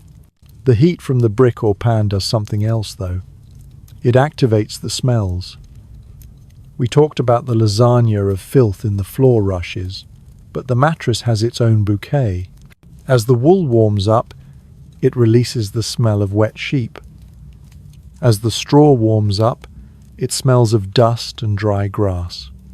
As the bodies warm up, well, you get the idea. The warming pan acts as a scent amplifier. There is also the sound. If you did leave a metal pan in the bed, every time you move it clanks. It scrapes against the bed slats. It is a constant, metallic reminder that you are sleeping with danger. You pull your feet back from the hot spot, finding a safe middle ground where the sheets are warm but not scorching. You realize that relying on external heat sources is tricky. They cool down. The brick will be a cold stone by 3 a.m., stealing heat from your feet rather than giving it. The coals in the pan will turn to ash. To truly survive the night, you can't just rely on the fire outside your body. You need to stoke the fire inside your body. You need fuel. You feel a rumble in your stomach. It's been hours since the main meal in the Great Hall, which was likely served around 10 or 11 a.m., with a lighter supper in the late afternoon. It is now deep night, Your metabolism is slowing down and your body temp is dropping. If you want to keep the furnace running until dawn, you need to shovel some coal into the engine.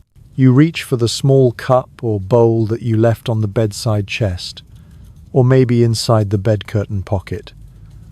It's time to look at the medieval concept of the nightcap, not the hat, but the drink.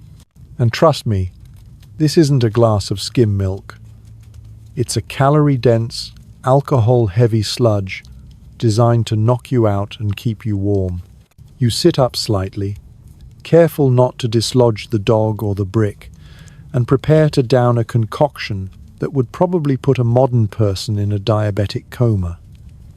It's time for the posset. You are sitting up in the dark, shivering slightly as your shoulders leave the warmth of the duvet.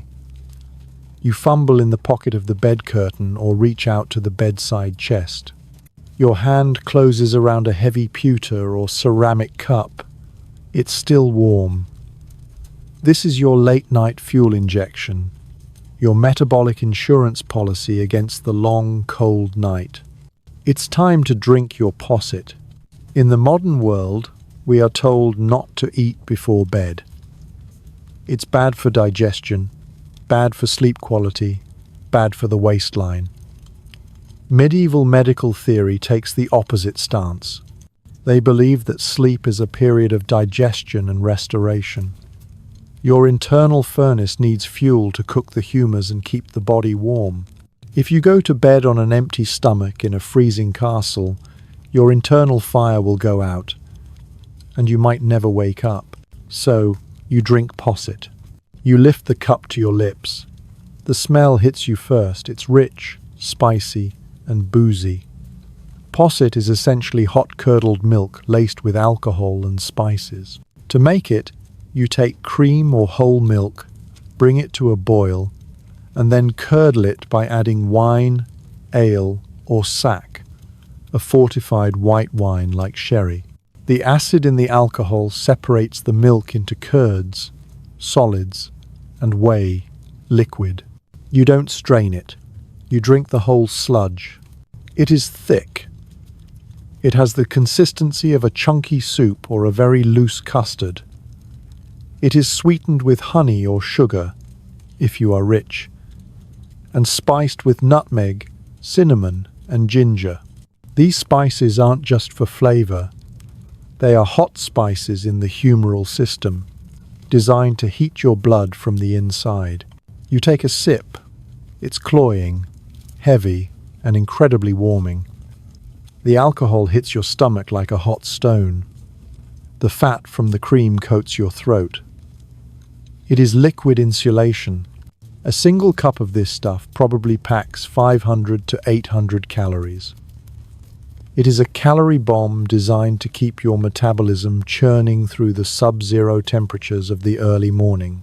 There is a quirky fringe fact about the vessels used for this.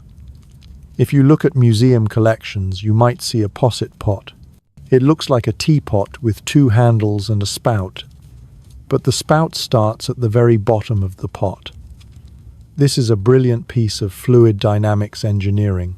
Because the posset separates into layers, the heavy, boozy whey at the bottom and the thick, foamy curds at the top, the spout allows you to suck the hot, alcoholic liquid from the bottom first, while the foam stays on top to keep it warm. It's like a medieval sippy cup for alcoholics. If you aren't drinking posset, you might be having caudle. This is a thickened gruel made of wine or ale, mixed with egg yolks, sugar, and spices, and sometimes thickened with breadcrumbs or oats. It's basically alcoholic oatmeal.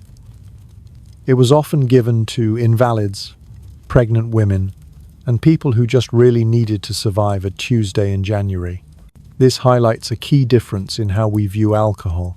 Today, alcohol is a recreational drug. In the medieval castle, it is a utility. It is a source of calories, a painkiller, a sedative, and a warming agent. Beer goggles aren't the goal here. The goal is beer blankets. The vasodilation caused by the alcohol makes your skin feel flushed and warm, even though Technically, it lowers your core temp by moving blood to the surface, but they didn't know that, and the feeling of warmth was enough to help them drift off. Historians still argue about the prevalence of bedtime snacking. While the nightcap drink is well documented, there is debate about how much solid food was consumed in bed. Some monastic rules strictly forbade eating after Compline, the final evening prayer, suggesting it was a temptation many monks struggled with. Meanwhile, household accounts for nobility sometimes show voiders a final course of sweet wine and spices being served right before bed. The general consensus: if you could afford it, you ate it. You finish the cup, scraping the last of the spicy, milky curds with your tongue. You feel heavy. The combination of the heavy blanket, the dog, the hot brick, and now the pint of hot, boozy milk is acting like a tranquilizer. Your eyelids feel like lead, but as you set the cup down, you hear a sound that cuts through your drowsiness. Rattle, rattle, bang. It's coming from the wall. The wind has picked up outside. The storm is intensifying. And even though you are in the solar, in the bed, and full of posset, you are about to remember that a castle is not a sealed environment. It is a sieve. You look toward the window. You can't see it through the bed curtains, but you can hear the wooden shutter banging against the stone frame.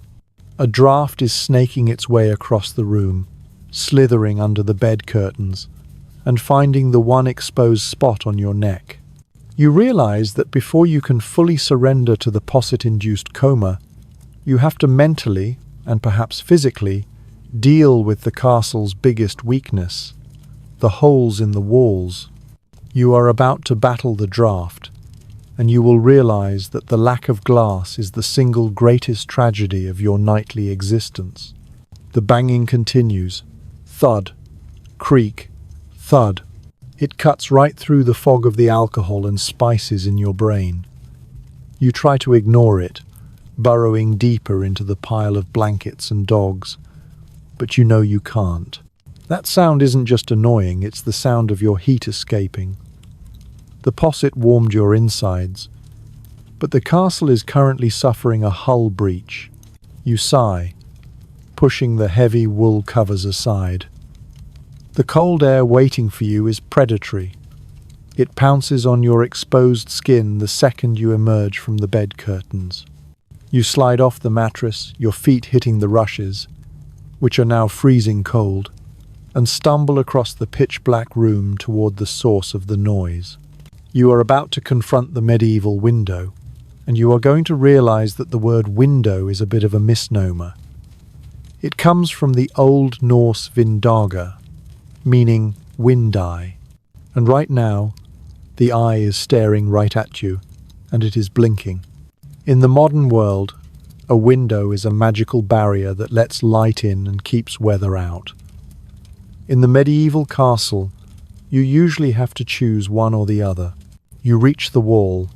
The window here is a deep, splayed recess cut through 5 feet of stone. At the end of the tunnel is the opening.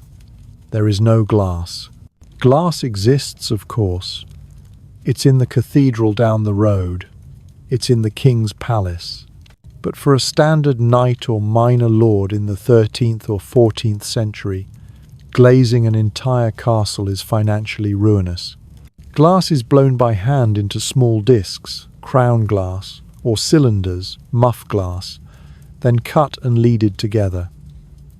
It is incredibly expensive, fragile, and difficult to transport. If the lord moves to another castle, he might actually have the glass windows taken out and packed in straw to bring with him, leaving the empty holes behind. That's how precious it is. So, what do you have instead? You have a shutter. The banging noise is coming from a heavy oak shutter that has worked itself loose from its iron latch. The wind is gusting outside, slamming the wood against the stone frame. You grab the heavy iron bolt and shove the shutter tight. wrestling against the pressure of the gale outside. You jam the bolt home. The banging stops. But the draft doesn't. You hold your hand up to the crack where the wood meets the stone. A jet of freezing air is hissing through. The shutter is wood. The wall is stone. Neither is perfectly flat. The gap between them is a highway for the winter wind. To fix this, you might grab a spare piece of cloth or a bundle of straw and jam it into the crack, corking the window like a leaky boat.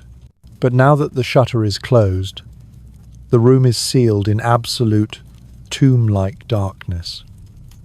What if you wanted light during the day, but didn't want to freeze? You look at the upper part of the window opening. Fixed permanently into the masonry, above the shutter, is a wooden frame stretched tight with a translucent material. It looks like skin. In fact, it might be skin. This is the fenestrel. In the absence of glass, medieval people used substitutes. The most common was linen cloth soaked in linseed oil, animal fat or resin. The oil fills the gaps in the weave, making the fabric semi-transparent and waterproof. It lets in a sickly, diffused yellow light enough to not trip over the furniture, but not enough to read by. Other options included parchment, sheepskin, or, if you were feeling fancy, thinly sliced horn. There is a specific craft of boiling animal horns until they are soft, rolling them flat, and peeling them into thin, translucent sheets. These were durable and windproof, but they weren't exactly clear. Looking through a horn window is like looking through a dirty fingernail. Here is the quirky reality of the oilcloth window. It smells. When the sun hits the rancid animal fat or linseed oil in the summer, it reeks. In the winter, it becomes brittle. And in a storm like tonight's, the cloth acts like a drum skin. It vibrates. It snaps. The wind hitting the taut fabric creates a low-frequency thrumming sound that resonates through the room. You touch the oilcloth. It's freezing and damp. Condensation has frozen on the inside surface, forming a layer of rime. If the wind is strong enough, it can tear this fabric right out of the frame, leaving you with a gaping hole to the outside world. This brings us to a scholarly debate that frames your misery. Historians still argue about the exact timeline of the great rebuilding of domestic comfort.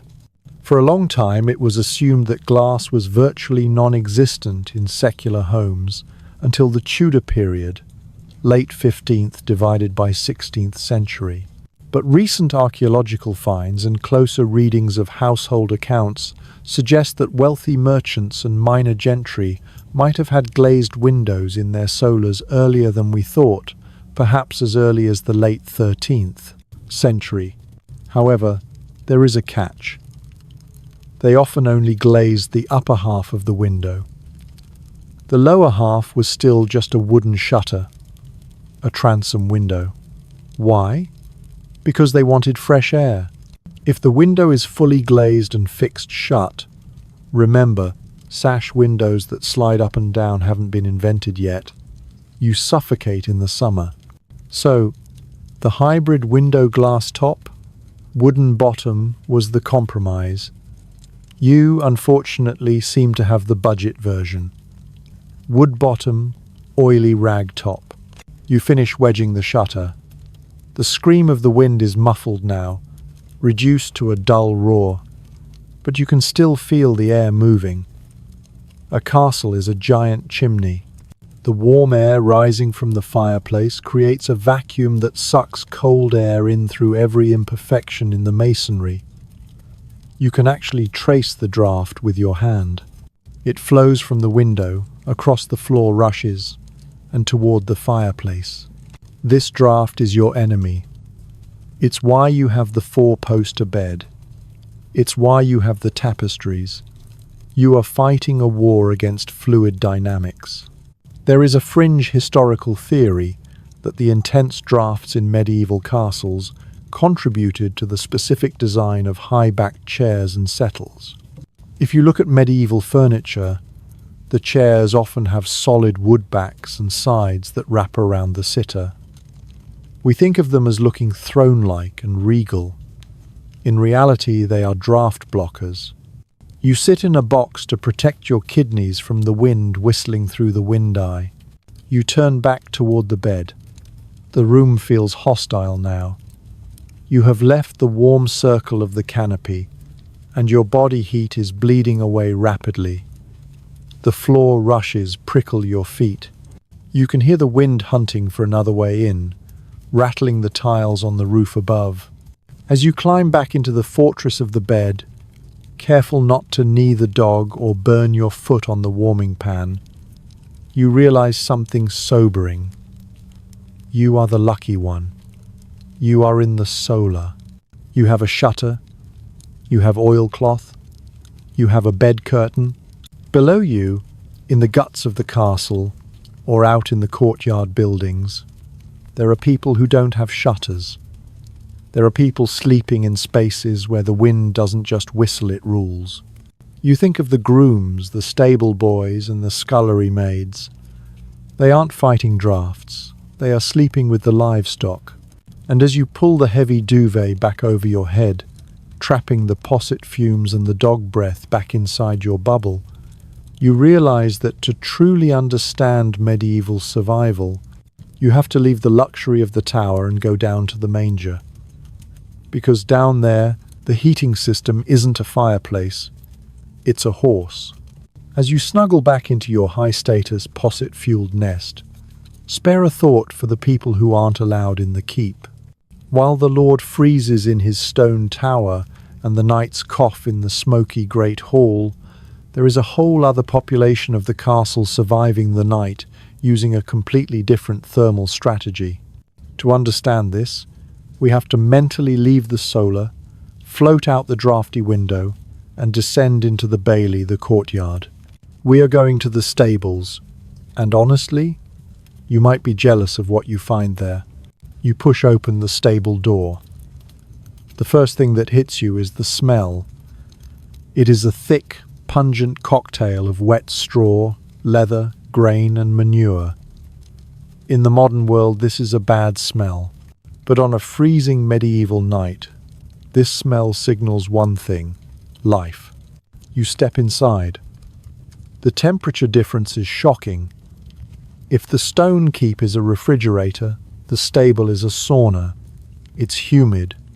The air feels heavy and sticky. You can actually feel the warmth pressing against your face. This is because the stable is built of wood, not stone, so it doesn't suck the heat out of the air. But mainly, it's because the stable is full of engines. Big, biological engines. A medieval warhorse or destrier is a massive animal. Even the smaller riding horses, palfreys, or the workhorses are generating an immense amount of body heat. A 1,000-pound horse radiates about 1,500 to 2,000 BTUs of heat per hour. If you have 20 horses stabled in a relatively enclosed wooden barn, you have a central heating plant generating 40,000 BTUs. That's roughly equivalent to a modern gas furnace running at low capacity. Sleeping here are the grooms, the stable boys, and sometimes the lower-ranking servants who just couldn't find a spot by the fire in the hall. They don't have feather beds or velvet curtains. They have something arguably better. They have the loft. You climb a ladder to the hayloft above the stalls. Heat rises. The massive thermal output of the horses drifts upward, trapped by the wooden roof of the barn. Up here, buried in the piles of dry fodder, it is toasty. The hay acts as insulation, the roof holds the heat, and the horses below provide the fuel. It is the warmest place in the entire castle complex. This brings us to a fascinating piece of architectural history and a scholarly debate. Historians and archaeologists look at the longhouse tradition of early medieval Europe, where humans and livestock lived in a single long building, separated only by a low partition or a drainage ditch. The animals were at one end, the humans at the other. The animal heat kept the humans alive. The debate is about how long this practice persisted into the castle age. While the lord moved into the stone tower for defense and status, many argue that the domestic staff and the garrison essentially recreated the longhouse dynamic in the outer buildings. The stable wasn't just a garage for horses, it was a dormitory. Some scholars argue that in smaller fortifications, the knights' quarters were deliberately built directly above the stables to utilize this rising heat, making it an integrated HVAC system. Others argue that the smell would have been considered too low status for knights, and they would have preferred freezing in the keep to smelling like a groom. Speaking of the smell, here is your quirky medical fact for the night. You might think breathing in heavy ammonia and manure fumes all night would be bad for you, but in the medieval medical mindset, the scent of the stable was often considered therapeutic. There was a genuine belief that the air in a stable was immune to the miasma that caused plagues and fevers. Later, during the Great Plague of London, which is post-medieval but rooted in these traditions, people actually sought out stables or sniffed sponges soaked in vinegar and horse manure to ward off the disease. The logic was that the potent, earthy smell of the horses was so strong it would overpower the sickly, sweet smell of the plague. So, the stable boy sleeping face down in the hay isn't just warm. According to 14th century science, he's enjoying a health spa treatment. But sleeping in the stables isn't all cozy warmth and plague immunity. It's loud. Horses are terrible roommates. They don't sleep for 8 hours straight like we do, they nap. They spend the rest of the time stomping, shifting their weight, chewing loudly on hay, and passing gas. The acoustic environment of the stable is a constant, rhythmic thumping and grinding. And then there are the rats. If you thought the bedbugs in the solar were bad, the stable is the capital city of the rodent kingdom. The grain stores are here. The leather tack is here. Rats love to chew leather. The warmth is here. If you sleep in the hayloft, you are sleeping in the middle of a rat highway. It wasn't uncommon for stable sleepers to wake up with bite marks on their ears or fingers where a rat had taken a nibble to see if they were food. There is also the security aspect. A destrier, a trained warhorse, is worth a fortune. It costs more than a peasant will earn in 5 lifetimes. It is a tank, a Ferrari, and a status symbol rolled into one. You don't just park a Ferrari in an unlocked garage. This means that the head groom doesn't sleep in the loft. He sleeps in the stall. He curls up in the straw right next to the horse's hooves. This is dangerous. Horses can spook and trample you in the dark, but it is necessary. Horse theft was a major crime. If you are the groom, your body is the padlock. You are sleeping with one eye open, listening for the creak of the door. Let's look at the bedding here. In the solar, you had the expensive feather bed. Here, you have litter. This is straw, bracken, or dried ferns spread on the floor. It's changed. Occasionally. The process of mucking out involves removing the soiled straw and putting down fresh stuff, but often layers would build up. The bottom layer of the stable floor is a hard-packed cake of old manure and earth. This sounds gross, but that decomposition process is exothermic. It generates heat. The floor itself is warm. If you are a freezing servant, you might burrow into a pile of relatively clean straw, pull an old horse blanket, made of scratchy, coarse hemp or low-grade wool, over your head, and be perfectly comfortable. In fact, There are accounts of traveling knights or even kings who, when caught in a severe winter storm while traveling, chose to sleep in the stables of an inn rather than the freezing guest rooms. They recognized that the animal heat was superior to the hearth heat. The hearth warms your front while your back freezes. The stable warms the air itself. You stand there in the imagined darkness of the stable, listening to the heavy breathing of the animals. It's a primal sound. It feels much older than the stone castle. This is how humans survived the Ice Age, huddled together with the beasts. It's a symbiotic relationship. We give them grain and shelter. They give us warmth and mobility. But there is a massive risk to this cozy, hay-filled paradise. We are in a wooden barn.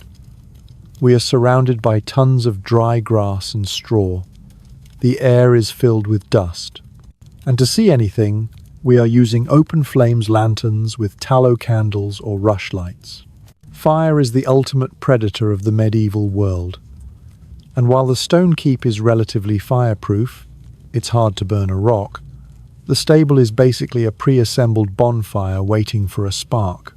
As you float back up to your stone tower, leaving the warm, smelly stable boys to their rats and their horses, you hear a bell tolling in the distance. It's a deep, mournful sound ringing out from the church or the castle gatehouse. It is the curfew bell. Most people think curfew just means time to go home, but the word comes from the Old French couvre-feu, literally, cover the fire. That bell isn't telling you to go to sleep. It is telling you that if you don't perform a very specific safety ritual right now, you and everyone else in this castle are going to die screaming in a firestorm. You are back in bed now, but you need to check the fireplace. You need to understand the nightly shutdown sequence. Because in a world built of wood, straw and fabric, fire safety isn't a code compliance issue. It's a religion. The sound of the bell vibrates through the stone walls, low and resonant. Bong, bong, bong. It isn't a call to prayer, and it isn't an alarm. It is the nightly heartbeat of the medieval world. The curfew. In the modern era, curfew is what your parents gave you when you borrowed the car, a rule about when to be home. But in the Middle Ages, the word is a literal instruction. It comes from the Old French couvre-feu, meaning cover the fire. When that bell rings, usually around 8 or 9 p.m., it is the signal that the day is legally over. But more importantly, it is a mandatory safety drill.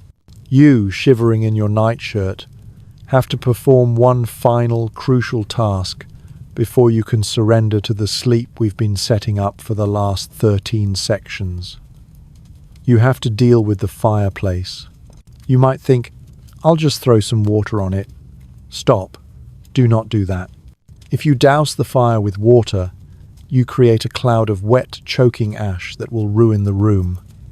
More importantly, you kill the coals. You have to remember that in a world without matches or Zippo lighters, starting a fire from scratch is a miserable, knuckle-busting ordeal involving flint, steel, and tinder that is probably damp. You don't want to kill the fire.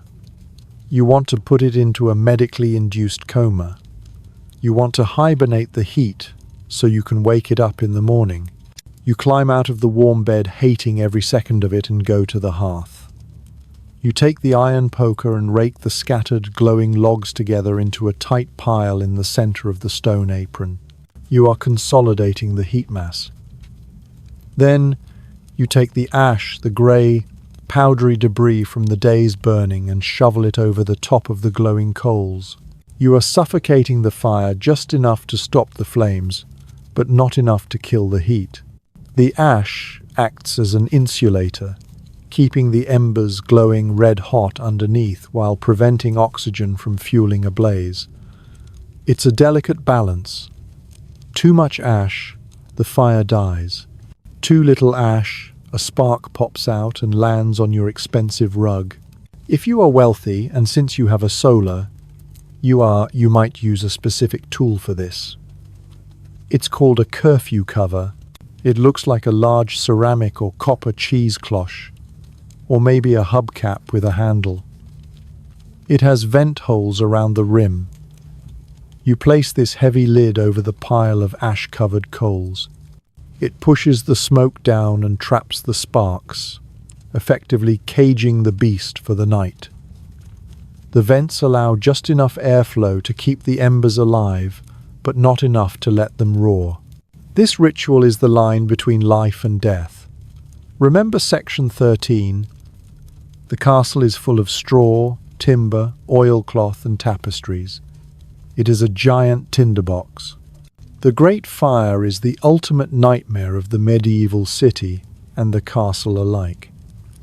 If a log rolls out of the fireplace while everyone is asleep, the dry rushes on the floor will catch instantly. The tapestry goes next. Then the roof. This brings us to the law. The curfew bell wasn't just a suggestion. In many towns and castles, it was enforced with fines. If the night watch, the guards patrolling the streets or the castle walls, saw a bright light or smoke coming from your window after the bell, you were in trouble. However, historians still argue about how strictly this was enforced within the private nobility's quarters.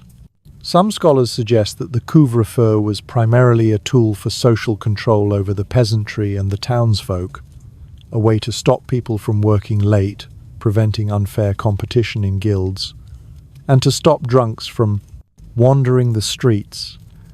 They argue that a lord in his own castle could probably keep a candle burning if he wanted to read a manuscript. Others argue that fire doesn't care about your social status, and that even the king had to bank his fire, relying on the watch to ensure his palace didn't turn into an inferno. Speaking of the watch, you settle back into bed and you listen. The castle is never truly silent. You can hear the rhythmic footsteps of the guard on the battlements outside. You might hear the faint call of all is well, or just the clinking of armor. This is your fire alarm system. There are no smoke detectors. There are no sprinkler systems. There is just a guy named Steve with a halberd walking in circles. If a fire starts, your survival depends entirely on Steve smelling smoke and yelling loud enough to wake you up before the carbon monoxide does. There is a quirky fringe fact about the wait, the night watchman. In some castles, the watchman was required to pipe or play a wind instrument at certain hours to prove he was awake. It sounds charming, a little serenade in the night. But practically, it was a proof of life check. If the piping stopped, the lord knew the guard was asleep or dead, and the castle was vulnerable. So, you are trying to sleep while a guy plays a flute every hour to prove he isn't napping. But back to the room. The fire is banked. The heavy iron curfew cover is in place. The light in the room changes instantly. The dancing, orange glow that cast long shadows on the walls is gone. You are now in the true dark. Modern people rarely experience true dark. We have streetlights, LEDs on our chargers, the ambient glow of the city. But in a medieval castle, when the fire is covered and the shutter is closed, the darkness is absolute. It is a physical weight. You can't see your hand in front of your face. This darkness changes the acoustics of the room. Without the visual input, your hearing sharpens. The scratching of the mouse in the corner sounds like a dog. The wind whistling through the shutter sounds like a scream. The settling of the roof timbers sounds like footsteps. This is why the night terrors were so prevalent in medieval folklore. In the absolute dark, your brain starts to hallucinate. That pile of clothes on the chest becomes a goblin. The draft touching your face becomes a ghost. You pull the covers up, not just for warmth, but for spiritual shielding. The darkness also changes your relationship with time. There are no glowing digital clocks. You don't know if it's 11 p.m. or 4 a.m. You are adrift in the night. You rely on the church bells or the castle bells to mark the watches of the night, but if the wind is blowing the wrong way, you might miss them. You lie there, and you feel the temperature begin its slow, inevitable slide. The fire was the active engine fighting the cold. Now that it's banked, the stone walls, the icebox from Section 1 begin to reassert their dominance. The heat stored in the furniture and the air dissipates. The thermal battle shifts from offense, heating the room, to defense, retaining body heat. You tuck the quilt tighter. You adjust the coif on your head.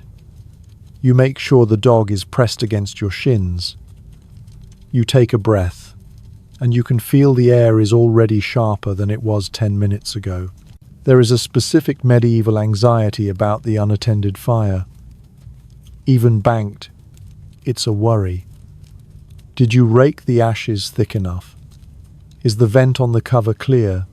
There are stories, cautionary tales told by priests of demons that sit on the hearth and blow on the embers to spark a fire while the sinner sleeps. It's a superstition born of physics. A sudden downdraft down the chimney can indeed blow the ash off the coals and reignite the log. So, you are essentially sleeping with a grenade in the room, hoping the safety pin holds. But you have done all you can. The bell has rung. The fire is covered. The castle is locked. The drawbridge is up. You are as safe as you are ever going to be. Your body is heavy with the posset. Your feet are warm from the brick, and your mind is slowly shutting down the sensory inputs. The smell of the smoke lingers, a comforting, acrid blanket. You close your eyes. The struggle against the environment is paused for a few hours. You are about to drift off into the segmented sleep of the pre-industrial world. You might wake up in 4 hours for the first waking, maybe chat with your spouse or pray, and then go back to sleep. But for now, you surrender. You have survived the setup. Now, you just have to survive the night. And if the ash does its job, and the watchman stays awake, and the rats don't bite your nose, you might just live to see the sun come up. But as anyone who has spent a winter in a stone keep knows, the night is long, and the morning thaw is a brutal reality that is waiting for you on the other side. You open your eyes. The first thing you notice isn't the light, it's the cold on your nose. It's a sharp, biting sensation that tells you the temperature in the room has dropped significantly since you fell asleep. The stone walls have been working all night, silently sucking the heat out of the air, and the result is a morning atmosphere that feels less like a bedroom and more like the inside of a frozen bell jar. You see a faint, sickly grey light filtering through the oilcloth window. It isn't the bright, cheerful sunshine of a Disney movie. It's the dim, diffused gloom of a northern winter dawn. The wind has died down, leaving a heavy silence that is only broken by the shifting of the dog at the foot of the bed, who is arguably smarter than you are because he refuses to get up. This is the morning thaw, and it is the hardest part of the medieval day. You lie there for a moment, trapped in the psychological battle that humans have fought for millennia, the bed versus the world. Inside the curtained fortress, under the furs and the wool, it is warm. It smells of sleep, lavender, and dog, but it is 75 degrees of survival. Outside that curtain, just inches away, is a room that is likely hovering around 38 degrees Fahrenheit. You can see your breath pluming in the air inside the canopy, but you have to get up. The castle is waking up. You can hear the distant sounds of the garrison drilling in the courtyard, the clatter of buckets, and the lowing of cattle. You take a deep breath, brace yourself, and throw back the covers. The cold hits you like a physical slap. You scramble out of the high bed, your bare feet hitting the rushes. The rushes are freezing. It's like walking on frozen, shredded wheat. You grab your nightrobe, wrapping it frantically around your shivering body, and rush to the fireplace. This is the moment of truth. Did the curfew cover work? You kneel on the hearthstone, which is cold to the touch. You lift the heavy iron or ceramic lid you placed there last night. Underneath, the pile of ash looks dead. It's grey and lifeless. But you pick up the poker and gently break the crust. A soft orange glow reveals itself. Success. The seed of fire is still alive. You gently blow on the embers. Ash flies up into your face, medieval exfoliation. But the orange glow brightens. You add a handful of dry, kindling straw, twigs, or shavings kept in a basket nearby. The wood catches. The smoke curls up the chimney. You add a small log. Within 10 minutes, the fire is crackling again, and the room begins its slow, painful climb back to habitability. Now comes the hygiene routine. You walk over to the ewer and basin on the side table. The water in the pitcher has a thin crust of ice on it. You have to punch through it to pour the water. This brings us to the morning wash. There is a massive misconception that medieval people were filthy and never washed. That's not true. They didn't take full-body immersion baths every morning. That's a huge ordeal involving heating cauldrons of water. But they did wash their visible parts, hands, face, and neck religiously. You cup the freezing water in your hands and splash your face. It wakes you up faster than espresso. You grab a linen towel and scrub hard. The friction warms your skin. But what about your teeth? You pick up a small cloth, perhaps dipped in a mixture of ground herbs like sage, rosemary, and salt, or maybe just plain water. You rub your teeth and gums vigorously. It's not Oral-B, but it gets the fuzz off. Here is a quirky, fringe fact about medieval dental care. Some household manuals suggested rubbing your teeth with the ashes of burnt rosemary stems, or, if you were feeling brave, washing your mouth out with stale urine, which contains ammonia and whitens teeth. Thankfully, in the Lord's Solar, you're probably sticking to the herbs and a little wine rinse. Now, you have to get dressed. You stripped off your outer layers last night, and they have been sitting on the chest or hanging on the perch all night. They are cold, stiff cold. Putting on a medieval outfit in the morning is like dressing in layers of refrigerated carpet. You pull on the hose, leggings, the chemise, the tunic, and the surcoat. You fumble with the points, the laces that tie your hose to your waistband. Your fingers are numb, making the knots difficult. This is why the wealthy have valets. It's not just laziness. It's that tying 20 knots with frozen fingers takes forever. As you layer up wool over linen, fur over wool, you start to feel human again. You are rebuilding your personal insulation system. You put your hood on, or a fresh coif. You are now sealed against the elements. It's time for breakfast. Or is it? This is a major scholarly debate. Did medieval people eat breakfast? The word breakfast literally means breaking the fast of the night. But in strict religious terms, and often in noble households, gluttony was a sin, and eating too early was considered a sign of weakness or poor character. The main meal was dinner at 10 or 11 a.m.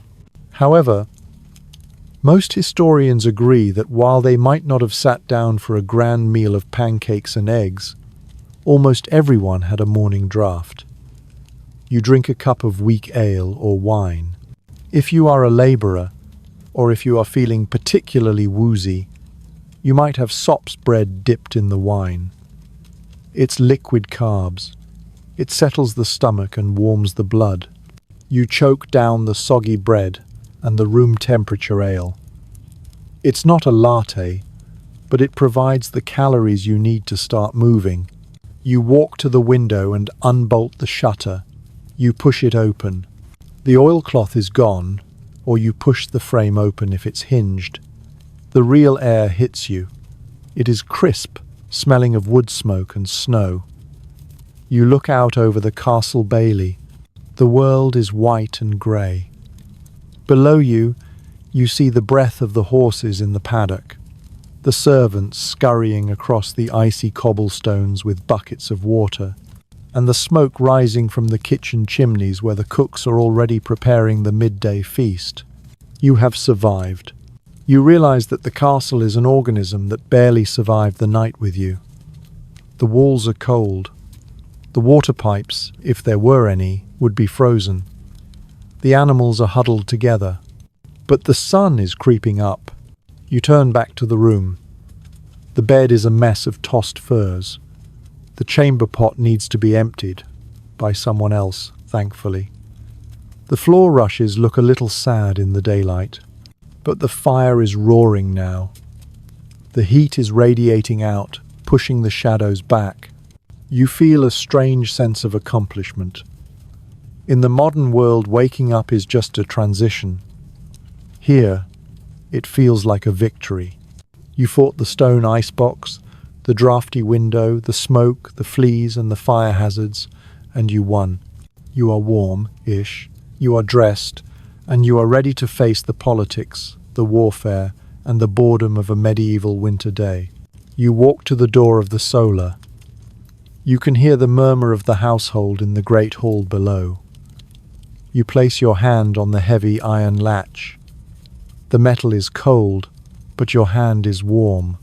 You push the door open and step out onto the landing, leaving the sanctuary of the night behind you. The day has begun. You can let go of the heavy wooden door now. You can step back from the drafty staircase. The castle is fading. The grey light of the medieval morning is dissolving into the soft, warm glow of your own room. Take a deep breath. Feel the air in your lungs. It isn't smoky. It doesn't smell of damp straw or unwashed wool. It is clean, filtered, and perfectly temperature controlled. You are not in the keep anymore. You are safe in your own time. The stone walls that sucked the heat from your bones have been replaced by insulated drywall. The lumpy mattress filled with rustling straw has turned into soft, supportive foam or springs. There are no drafts seeking you out like invisible predators. There are no fleas waiting in the floorboards. Think about the journey you just took. Think of the sheer effort it took just to stay warm. The banking of fires, the piling of furs, the huddling with hounds. It makes you appreciate the simple miracle of pulling a duvet up to your chin and feeling the warmth settle instantly around you. You don't have to fight for your sleep tonight. You don't have to survive the night. You just have to enjoy it. Let the image of the snowy castle retreat into the distance, just a small silhouette against the winter sky. The fire is out. The curfew bell has rung its last note. The world is quiet. You are warm. You are safe. The night is yours, and it is gentle.